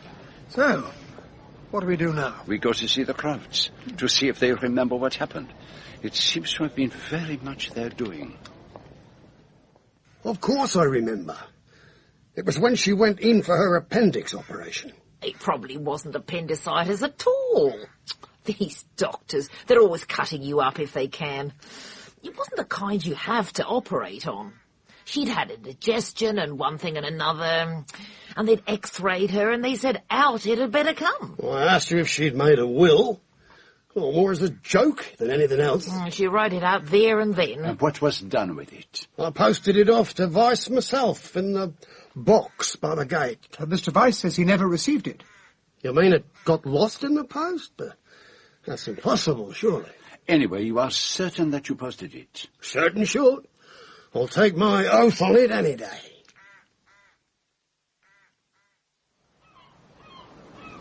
So which of them is telling the truth? Croft or Weiss? I don't see what Croft would gain by lying. The will's got nothing to do with him. And his statement tallies exactly with what Nick said. You are right. But all the same, I am glad that Monsieur Croft was doing the cooking when we arrived. He left an excellent impression of a greasy thumb and first finger on a corner of the newspaper that covered the kitchen table. I managed to tear it off unseen by him. We will send it to the good Inspector Japp at Scotland Yard. I cannot help feeling that our genial Monsieur Croft is too good to be genuine. That afternoon, the police sent round to us a very curious piece of evidence which they had turned up while searching the garden of End House. A torn scrap of paper. Must have money at once. If not, you know what will happen. Do they say whether there were any fingerprints on it? There were none. Of course, it may have nothing to do with the case. Does the writing look at all familiar to you? That reminds me of something. That note from Mrs. Rice that we found in Nick's desk. Yes, there are resemblances. Yet I do not think it is the handwriting of Mrs. Rice. Come in. Oh, Commander Challenger. Just looked in to find out if you were any further forward. Parbleu, at this moment I am feeling that I am considerably farther back. I seem to progress en reculant. 1 step forward and 2 steps back, eh? I've been hearing all about you, Monsieur Poirot. You'll get to the bottom of it, all right. That I swear to you. I am the dog that stays on the scent and does not leave it. Got any ideas? I have suspicions of 2 people. I suppose I mustn't ask who they are. I should not tell you. I might probably be in the error. But tell me, Commander, you would like, I think, to marry Mademoiselle Nick. I've always wanted to marry her. But Mademoiselle was engaged to another man, and she has died the death of a hero. So it's true. Nick was engaged to Michael Seaton. I heard a rumor this morning. You never suspected it before? I knew she was engaged to someone. She told me so 2 days ago. But she didn't give me a clue as to who it was. Entre nous, Michael Seaton has left her, I fancy, a very pretty fortune. She weeps for her lover now. But the heart consoles itself. So that's where you've got to, George. They told me I might find you here. Good afternoon, madame. Good afternoon, Mrs. Rice. Good afternoon. I'm sorry to intrude. I merely wanted to ask George whether he'd got my watch back. I called for it this morning. Here you are. It was a watch of rather unusual shape, round like a globe, set on a strap of plain black moire. I remember that I'd seen a similar one on Nick Buckley's wrist. I hope it'll keep better time now. It's rather a bore. Something's always going wrong with it. Am I interrupting a conference? No, indeed, madame. We were only talking gossip. How quickly the news has spread that Mademoiselle Nick was engaged to that brave airman who perished. So Nick was engaged to Michael Seaton? Does it surprise you, madame? A little. I don't know why. He was certainly very taken with her last autumn. They went about a lot together. And then after Christmas, they both seemed to cool off rather. As far as I know, they hardly met. They kept their secret well. On account of old Sir Matthew, I suppose. He really was a little off his head. You had no suspicion, madame? And yet she was such an intimate friend. Nick can be a close little devil when she likes. But I understand now why she's been so nervy lately. And I ought to have guessed from something she said the other day. Your little friend is very attractive, madame. Jim Lazarus certainly seemed to think so at one time. Oh, everyone falls in love with Nick at some time or other. Oh, my God. What? You're not well, madame? No, I'm all right. What? George, darling, don't look so worried. Let's talk about something exciting. I want to know if Monsieur Poirot is on the track. It is early to say, madame. Yes, I suppose that's... I'm sorry, I've got ahead. I'll go and lie down. Perhaps tomorrow they'll let me see Nick. You never know what that woman's up to. Nick may be fond of her, but I don't believe she's fond of Nick. But there, you can't tell with women. It's darling, darling, darling all the time, when, damn you, would probably be closer to the truth. Challenger was in an expansive mood and insisted on accompanying us down to the flower shop in St. Lou, where Poirot was endlessly indecisive about what he should send to Nick. Eventually he settled for orange carnations in a gold basket tied with a large blue bow, accompanied by a card on which he wrote with an ornate flourish, "With the compliment of Hercule Poirot." On the following day, the inquest on the death of Maggie Buckley took place in the old courthouse. Her father, who had come down from the north of England, formally identified the body, and I gave evidence of finding it. Proceedings were adjourned for a week, and Poirot decided we should set off for London. All is peaceful here. Mademoiselle is safe in her nursing home, and the watchdogs, therefore, can take leave of absence. Our first port of call was Messrs. Whitfield, Pargeter and Whitfield, solicitors both for Michael Seaton and his uncle Sir Matthew. They confirmed that Seaton had in fact left a will, a scrap of paper, but perfectly legal, bequeathing everything to Magdala Buckley. Making her, as the worthy Mr. Whitfield so bluntly put it, a target for any ambitious fortune hunter. So, that is settled, mon ami. It was as I thought. Now let us join the good Inspector Japp for dinner at the Cheshire Cheese. I thought you'd given it all up and were growing vegetable marrows in the country, Poirot. I tried, Japp, I tried. But even when you grow the vegetable marrows, you cannot get away from murder. Well, you mustn't be depressed, old cock. Even if you don't see your way clear, well, you can't go about at your time of life and expect to have the success you used to. We all of us get stale as the years go by. Got to give the young'uns a chance, you know. And yet the old dog is the one who knows his tricks. He is cunning. He does not leave the scent. I thought we were talking about human beings, not dogs. Why, is there so much difference? It depends upon your point of view, or the dogs. You really are a caution, Poirot. You always were. You look just the same. Hair a bit thinner on top, but the face fungus fuller than ever. Come on, what is that? Japp is congratulating you on your moustaches. Oh, they are luxuriant, yes? Well, anyway, I've attended to that bit of business you asked me to look into. The fingerprints on the scrap of newspaper you sent me. Yes? Nothing doing. Oh. Whoever your Mr. Croft may be, he hasn't passed through our hands. Is he known in Australia? It doesn't look like it. I wired Melbourne, but they've got nothing on anybody of that name or description. It was worth a try, at least. And what about the elegant Mr. Lazarus, the art expert who knows so much about cars? The firm's got a good reputation. Quite straight and honourable in their dealings. They're in a bad way financially, though. Why is that? A slump in the art market, or so they tell me. Did you ever get a report on that painting, Poirot? Oh, yes. It is worthless. £20 at most. Now, how about a bit of stilt in a glass of port? It's on its way. Sorry I couldn't come up with anything, Poirot. Barking up the wrong tree, I expect. Perhaps. Poirot is a good dog, but sometimes he follows the wrong scent. And sometimes, when there is no scent to follow, he noses around, seeking always something that is not very nice. It's not a nice profession, ours. And yours is worse than mine. Not official, you see. And therefore a lot more worming yourself into places in underhand ways. I do not disguise myself, Japp. Never have I disguised myself. You couldn't. You're unique. Once seen, never forgotten. Vous croyez? Only my fun, don't mind me. But here's the Stilton and the port. It turned out to be a very merry evening talking over the good old days. But I could see that Poirot was worried about the case. I had the feeling that for once he was going to fail. We caught the train back to St. Lou the following morning. There was a message waiting for Poirot asking him to telephone the nursing home. Urgently. Come on. Say it again, I beg. When? Oh, yes, I will come at once. What is it? Why did I go away, Hastings? Why did I go away? Tell me what's happened. Nick is dangerously ill. Oh. Cocaine poisoning. They have got at her after all. It's been touch and go, but she's going to be all right.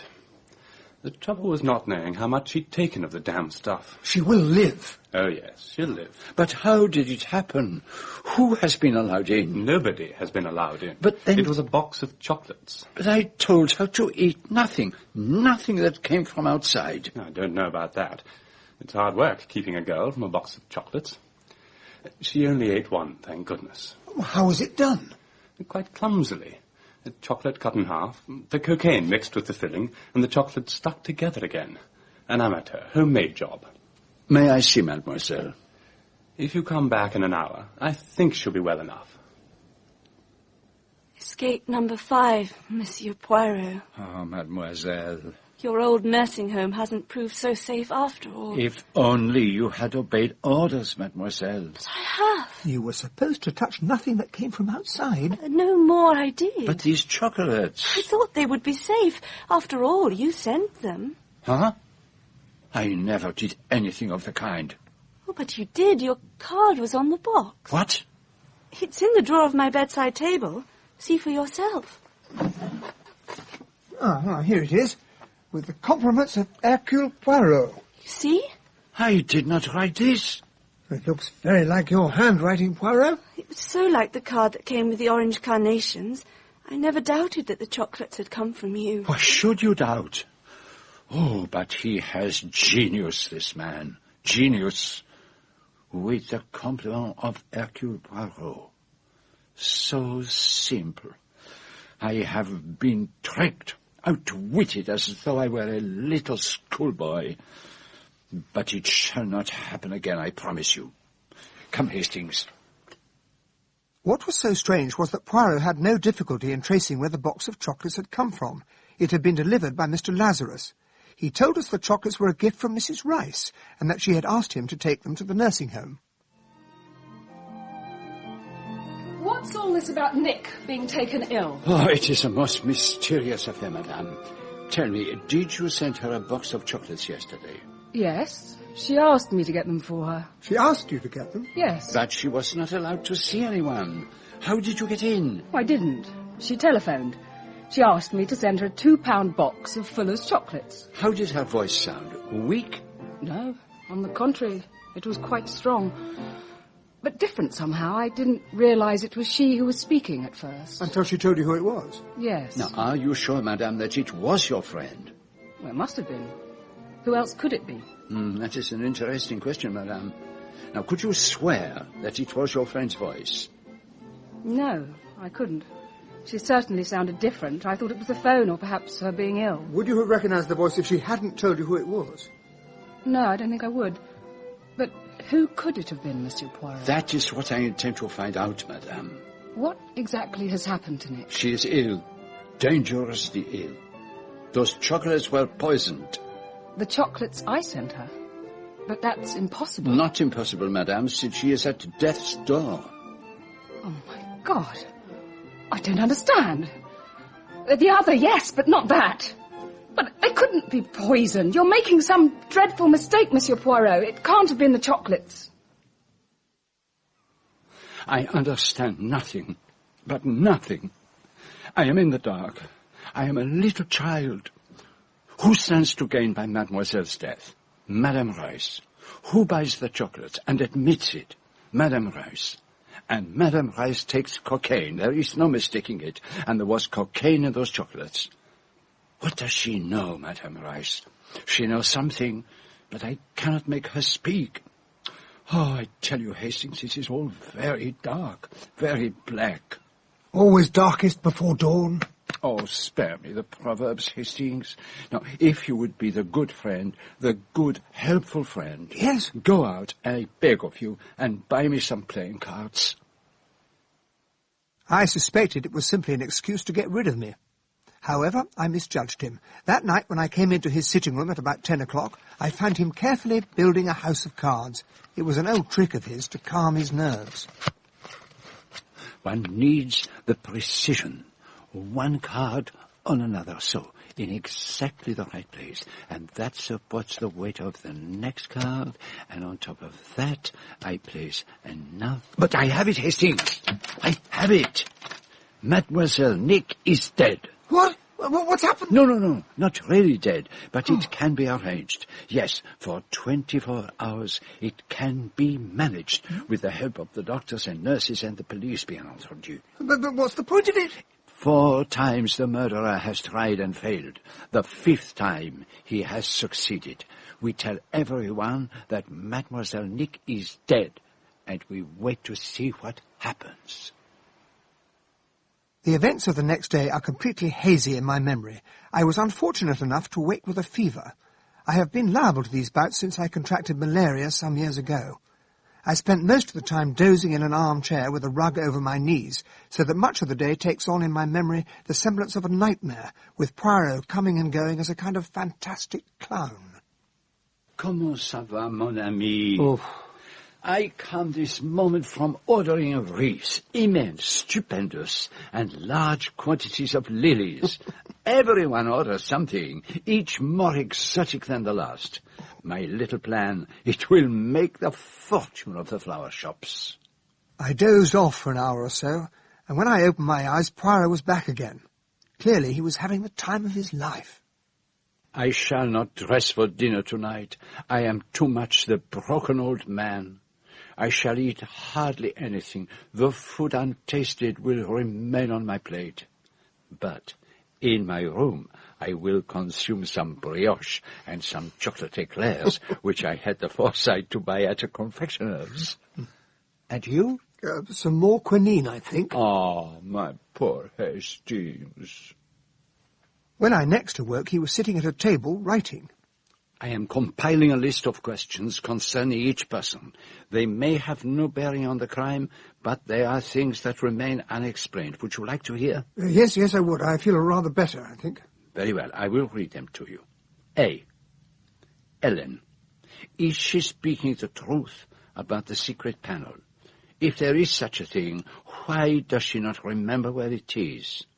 Has she read Michael Seaton's letters? B. Mr. and Mrs. Croft. Where do they really come from? Is there some possible connection with the Buckley family? C. Mrs. Rice. Does she know that she is Mademoiselle's residuary legatee? Very likely, I should have thought. Who is the boyfriend mentioned in her note who supplies her with cocaine? Why did she suddenly turn faint that time in this room? Is she lying about the telephone conversation? What did she mean when she said, I can understand the other, but not this? Yes, I've been wondering what she meant by that. D. Monsieur Lazarus. Why did he offer £50 for a picture that is practically worthless? Perhaps he wanted to do Nick a good turn. Oh, but he is a dealer. He does not buy to sell at a loss. E. Monsieur Weiss. Why did he say what he did about his cousin's fanatical devotion to End House? Did he in fact receive the will? But why lie about it? F. Commander Challenger.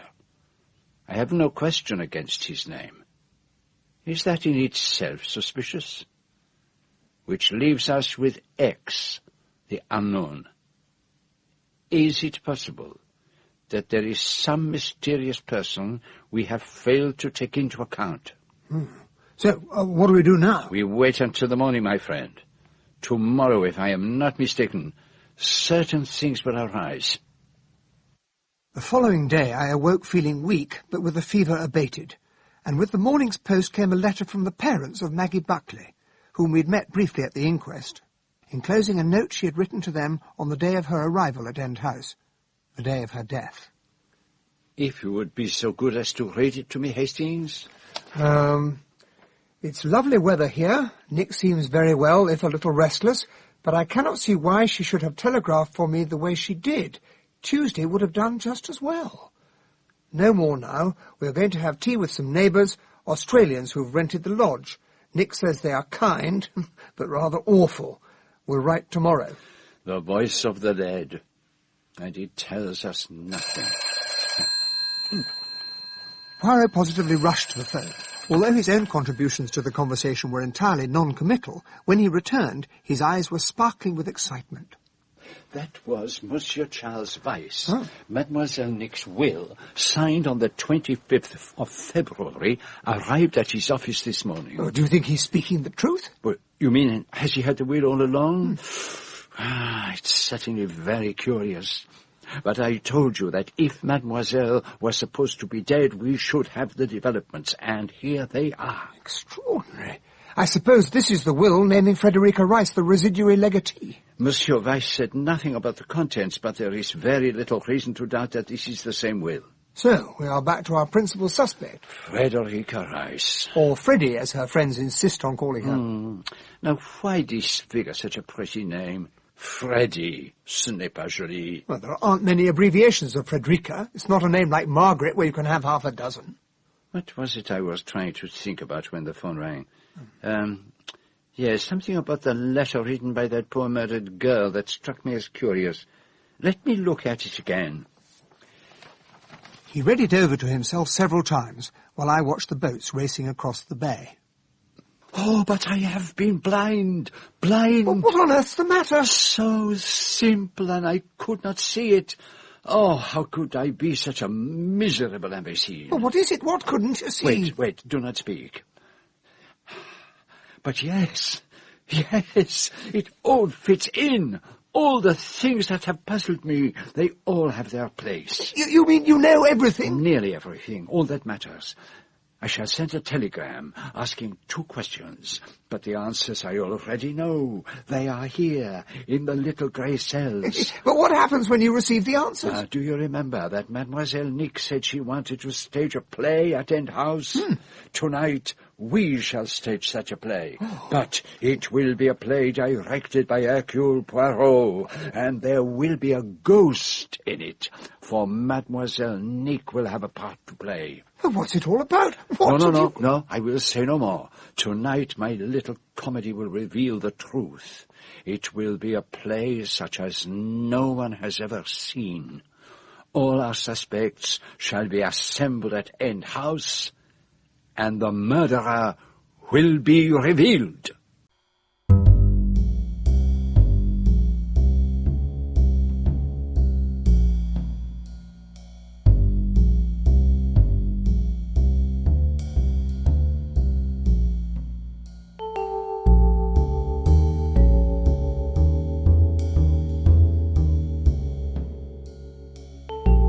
Curious gathering that met that evening at End House.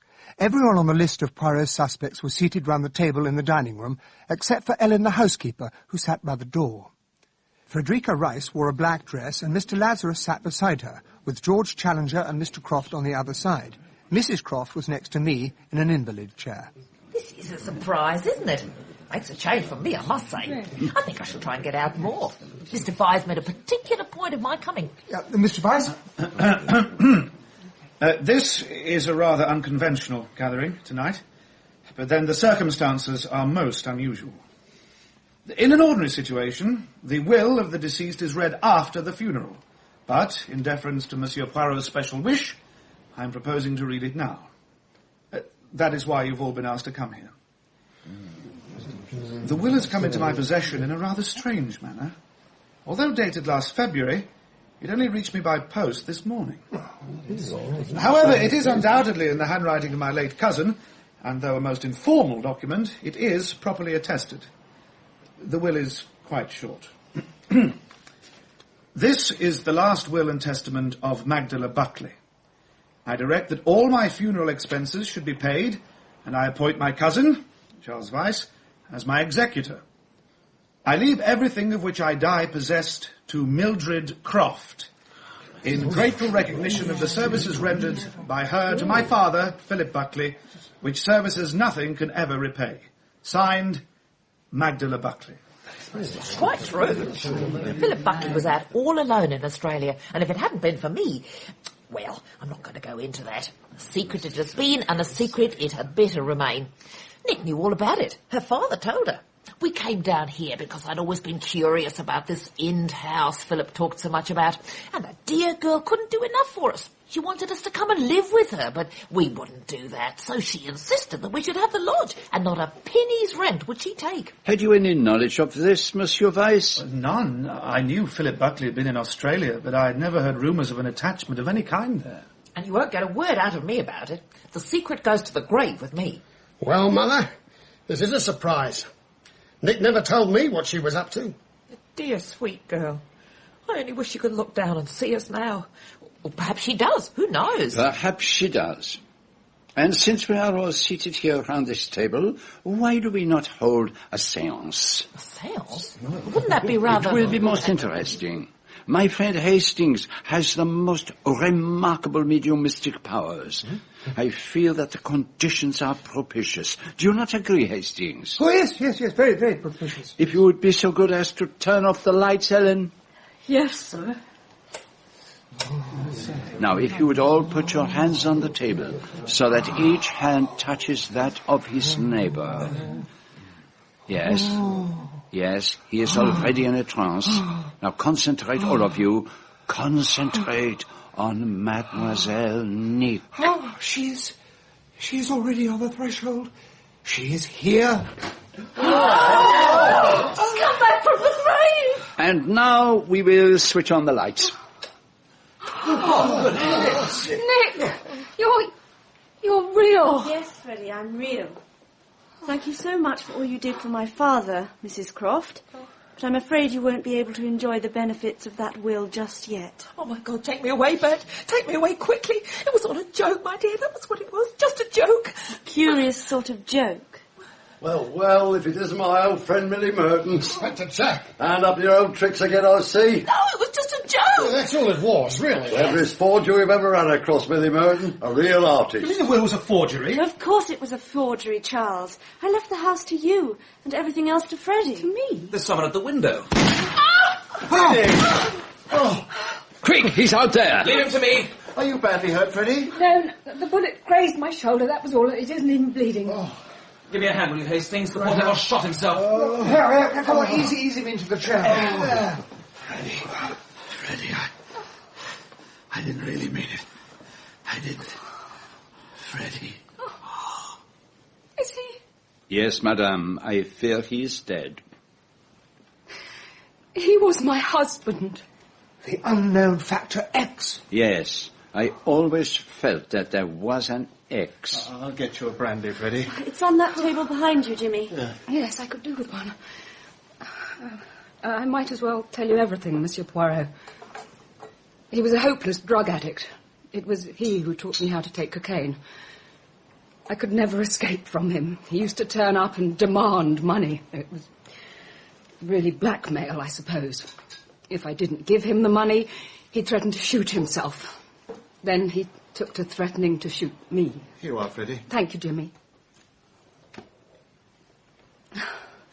I suppose it was he who shot Maggie Buckley. He probably thought it was me. I ought to have told you, Monsieur Poirot, but I couldn't be sure. And then, a few days later, when I saw... You saw the scrap of his blackmailing letter on my table. And I knew that it was only a matter of time. My dear. I'm all right now, Jimmy. What had we better do? Don't look at me, madam. I'm merely obliging an old friend. That's all I'm doing. Mr. Poirot, can't we just hush it all up? You wish that, mademoiselle? Well, I'm the person most concerned. There will be no more attacks on me now. No, that is true. There will be no more attacks on you. And nothing can ever bring poor Maggie back to life again. Well, if you make all this known to the outside world, you'll only bring an awful lot of publicity and suffering on Freddie. And she hasn't deserved it. So you want to hush it up, mademoiselle. And what about you, Hastings? I agree. Mr. Lazarus? Yes, hush it up. Commander Challenger? Best thing to do. Let's forget everything that's passed in this room tonight. I don't think anyone was asking you, Mr. Merton, nor Millie here. Ellen? I won't say a word, sir. At least that's so this man did. And you, Mr. Weiss? You just can't hush up a thing like this. Charles, think of poor Freddie. I'm sorry, my dear, but the facts have to be communicated to the proper quarter. 5-1.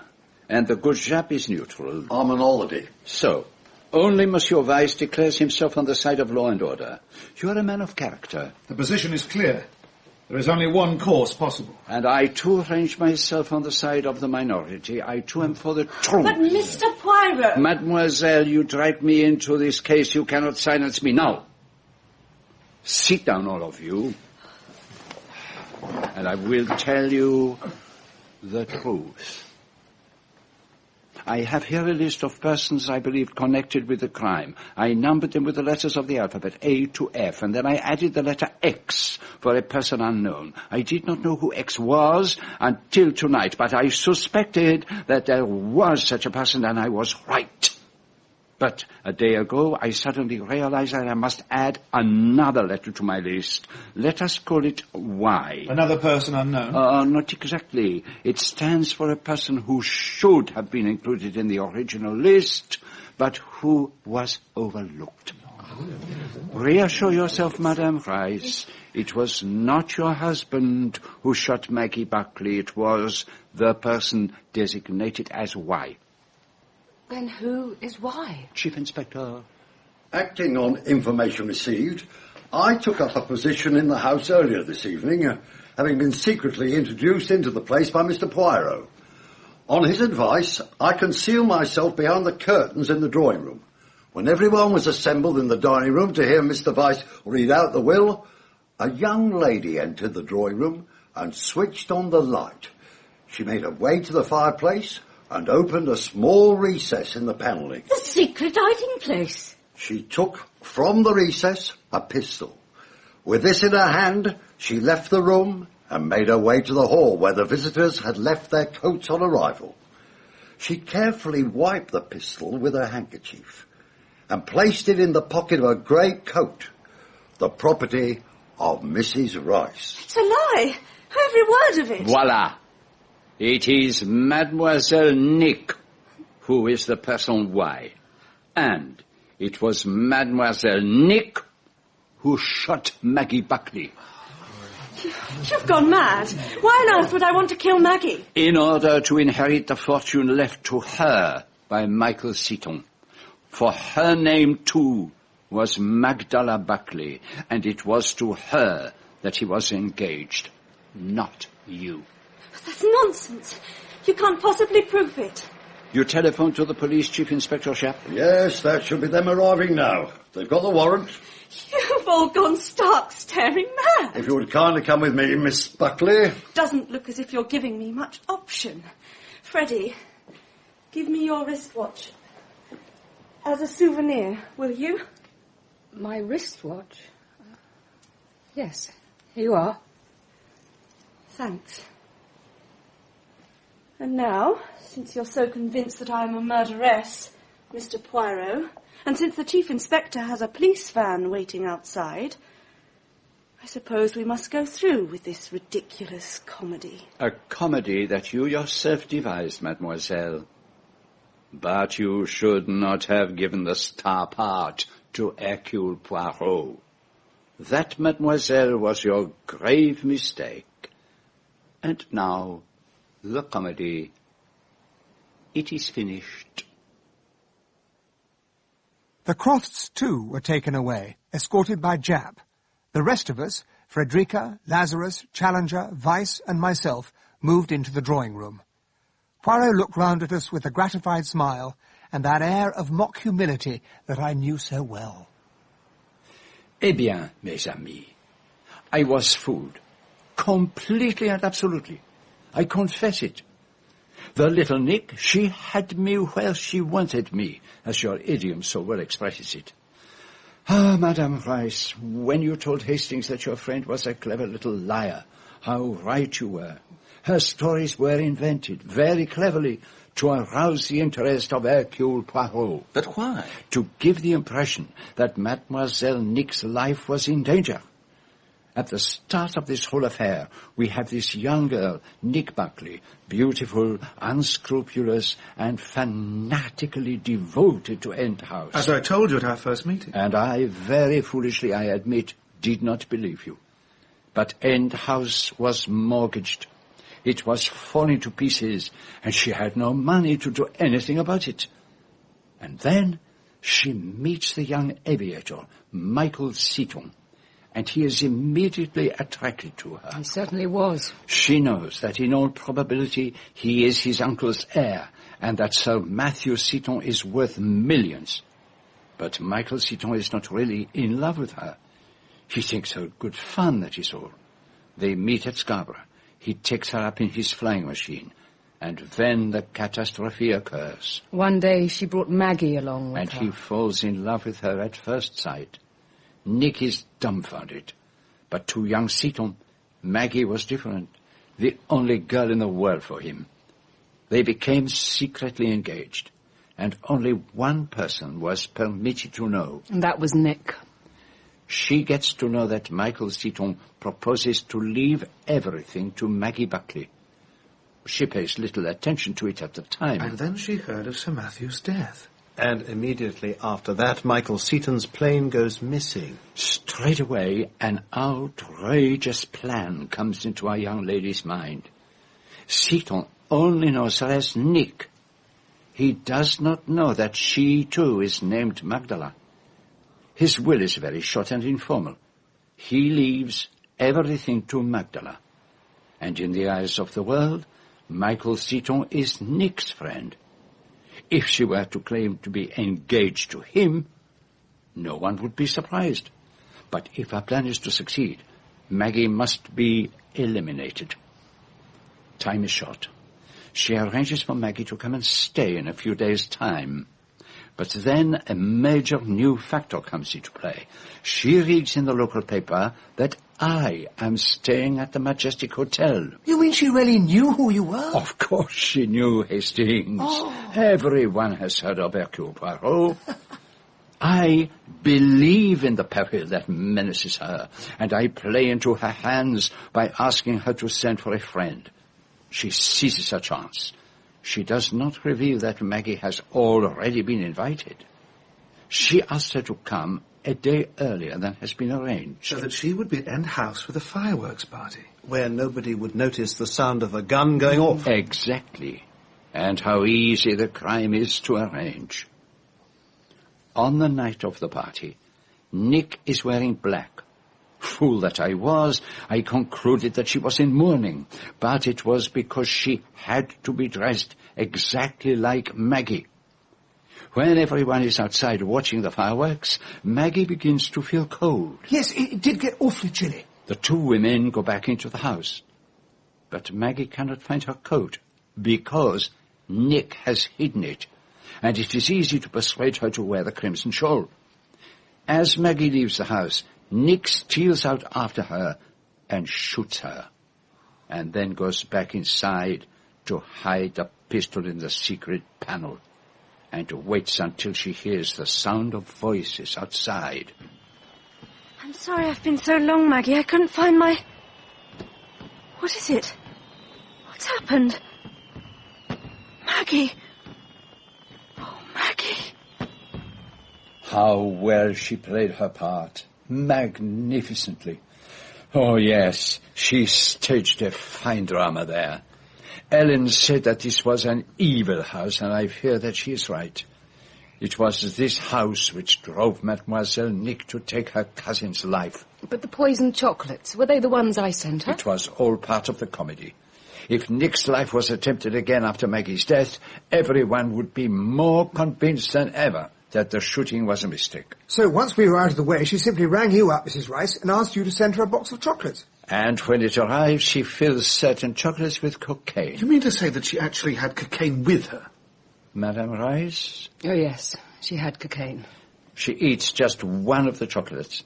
She knows very well how much cocaine to take and just what symptoms to exaggerate. But what about the card from you? Ah, Sapristi, she has a nerve.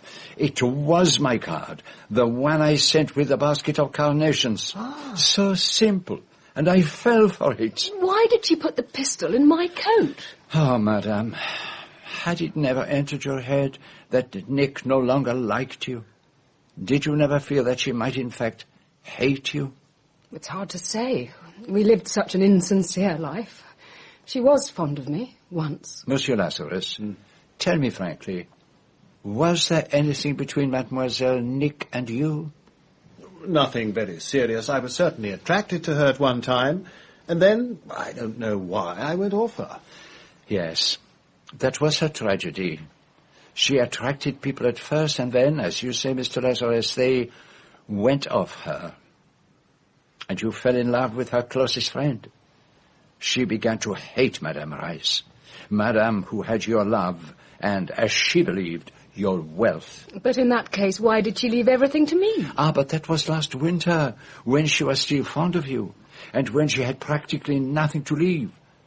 But she remembered that will. She did not know that the Crofts had suppressed it, and she knew that with the death of Michael Seaton, it would appear to the world that you had a strong motive for doing away with her. That was why she made it seem that you had poisoned the chocolates. Tonight, the will would have been read, naming, as she believed, you as the inheritor of the Seaton millions, and then the pistol would have been found in your coat, the pistol with which Maggie had been shot. She must have hated me. Yes, madame. You had what she had not, the ability to win love and to keep it. I may be very stupid, but I simply can't make head nor tail of this will business. How did the Crofts, or whatever their name really is, come into it? Ah, that is a different operation entirely. The Crofts persuade Madame to make a will and leave it with them to post, but they do not send it. They make another in its place. Then, if anything happens to Nick, the appendix operation goes wrong perhaps, they will produce the document that Millie Merton has so cleverly forged, in which everything is left to her. They had no idea that End House was so heavily mortgaged. They calculated on inheriting a valuable property. But Nick sailed through the appendix operation without any trouble. And so they wait. But then came the supposed attacks on Mademoiselle's life. Their hopes begin to rise again. When I announced that Nick was dead, they posted the forged will off to Mr. Weiss. By then they knew all about the Seaton inheritance, and they thought that their plan had succeeded beyond their wildest dreams. What I really want to know, Monsieur Poirot, is how did you first come to suspect Nick? Oh, I am ashamed that it took me so long. It was when Maggie Buckley's parents sent me the letter that she had written to them on the day of her death. It contained one phrase that puzzled me. You mean about why Nick had telegrammed her to come on Monday when she was arriving on Tuesday anyway? Bravo, Hastings, that is exactly it. So Mademoiselle had lied to me. Or at least she had suppressed the truth. And if she could lie about that, some of the other things that she had told me might not be true also. But still it did not make sense. Why should she want Maggie Buckley killed? And then I suddenly recalled some trivial remarks that you were making a few minutes before, my friend, about abbreviations for Margaret. And it suddenly occurred to me to wonder, what was Maggie Buckley's real name? You wondered whether it might have been Magdala. It was an old family name. Mademoiselle had told me that. Now, what if Maggie were the Magdala Buckley to whom Michael Seaton had left everything? In my mind, I ran over the letters of his that Hastings and I had read. There was a mention of Scarborough. Maggie was with Nick at Scarborough. That's where she met Seaton. And it explains something that had worried me. Why were there so few letters? And why only those? And then it occurred to me. Nowhere in them was there any mention of a name. Well, that's true. They all began, darling, or dearest love. And there was something else, something I ought to have seen at once. Nowhere in any of those letters was there any mention of the appendix operation that Nick Buckley had undergone 6 months ago. No concern, no wishes for recovery. That should have told me that the letters were written to a different person altogether. But what made you so convinced that Nick had hidden the pistol behind the secret panel? Because Nick had so positively denied all knowledge of the panel's existence. She said that Ellen must be making it up. But why should Ellen do a thing like that? Again, I realized that Nick had been lying, which is why I persuaded my good friend Japp to hide behind the curtain and observe Nick take the pistol from its hiding place and put it in your pocket, madame. All the same, I don't regret giving her my watch. No, madame, and nor do I. You know about that, too? It's going to be a very unpleasant business. I must see about some form of defence for her, I suppose. There will be no need of that, I think. That is where you concealed the stuff, is it not, Commander? Huh? In those wristwatches? I haven't the faintest idea what you're talking about. Do not try to deceive me with your bluff, hearty, good sailor manner. It may deceive Hastings, but it does not deceive me. Hmm? You make a good thing out of the traffic in drugs, do you not? You are the useful boyfriend mentioned by Madame Rice in her letter to Nick. I advise you, if you do not want the facts put into the hands of the police, to leave at once. Yes, you're right. I've quite forgotten. I have an appointment to keep in Plymouth.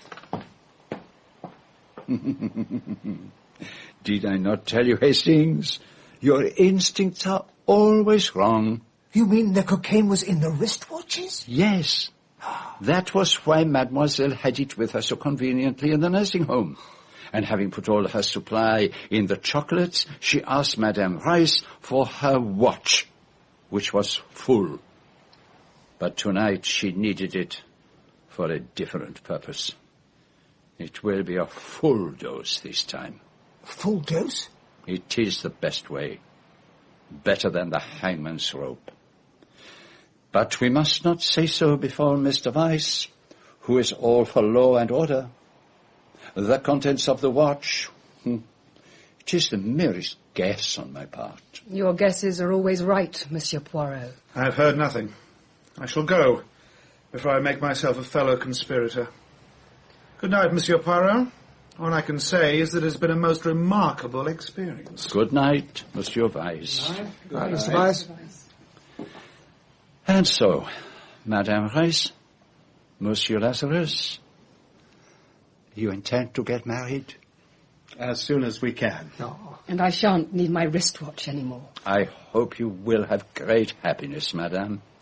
You have suffered much, but despite everything, you still have the quality of mercy in your heart. We must be going. It's late. We have spent a strange night in an evil house. But of all my questions, there is one that is still unanswered. The picture of old Nick's grandfather, over the fireplace. She told me that you once offered £50 for it. It would give me great pleasure to know why you did that. As you know, Monsieur Poirot, I am a dealer. That picture is worth not a penny more than £20. I knew that if I offered Nick 50, she would immediately suspect it was worth more and get it valued elsewhere. Then she would find that I had offered her more than it was worth. The next time I tried to buy a picture from her, she would not bother to get that one valued. And so? She did not know that the picture on the far wall is by Gainsborough. As you say, monsieur, you are a dealer. Well, it is time for all of us to take our leave. I trust I shall never have to enter this house again, even though it has witnessed another of my little triumphs. And I shall think carefully before I announce again that I have solved my last case. No more tempting the gods, Poirot? Precisely, my friend. This is not the time to go back to the vegetable marrows. Who knows when the next bullet will come rolling towards my feet?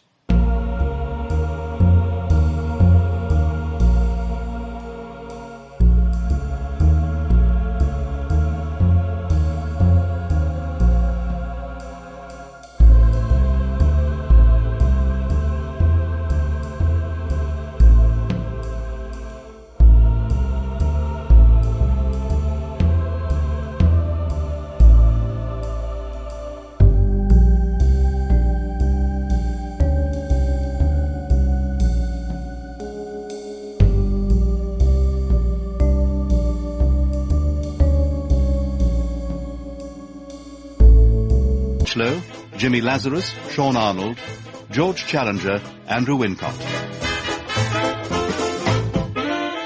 Maggie Buckley, Elizabeth Conboy.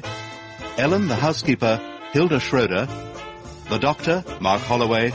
The police inspector, David Thorpe.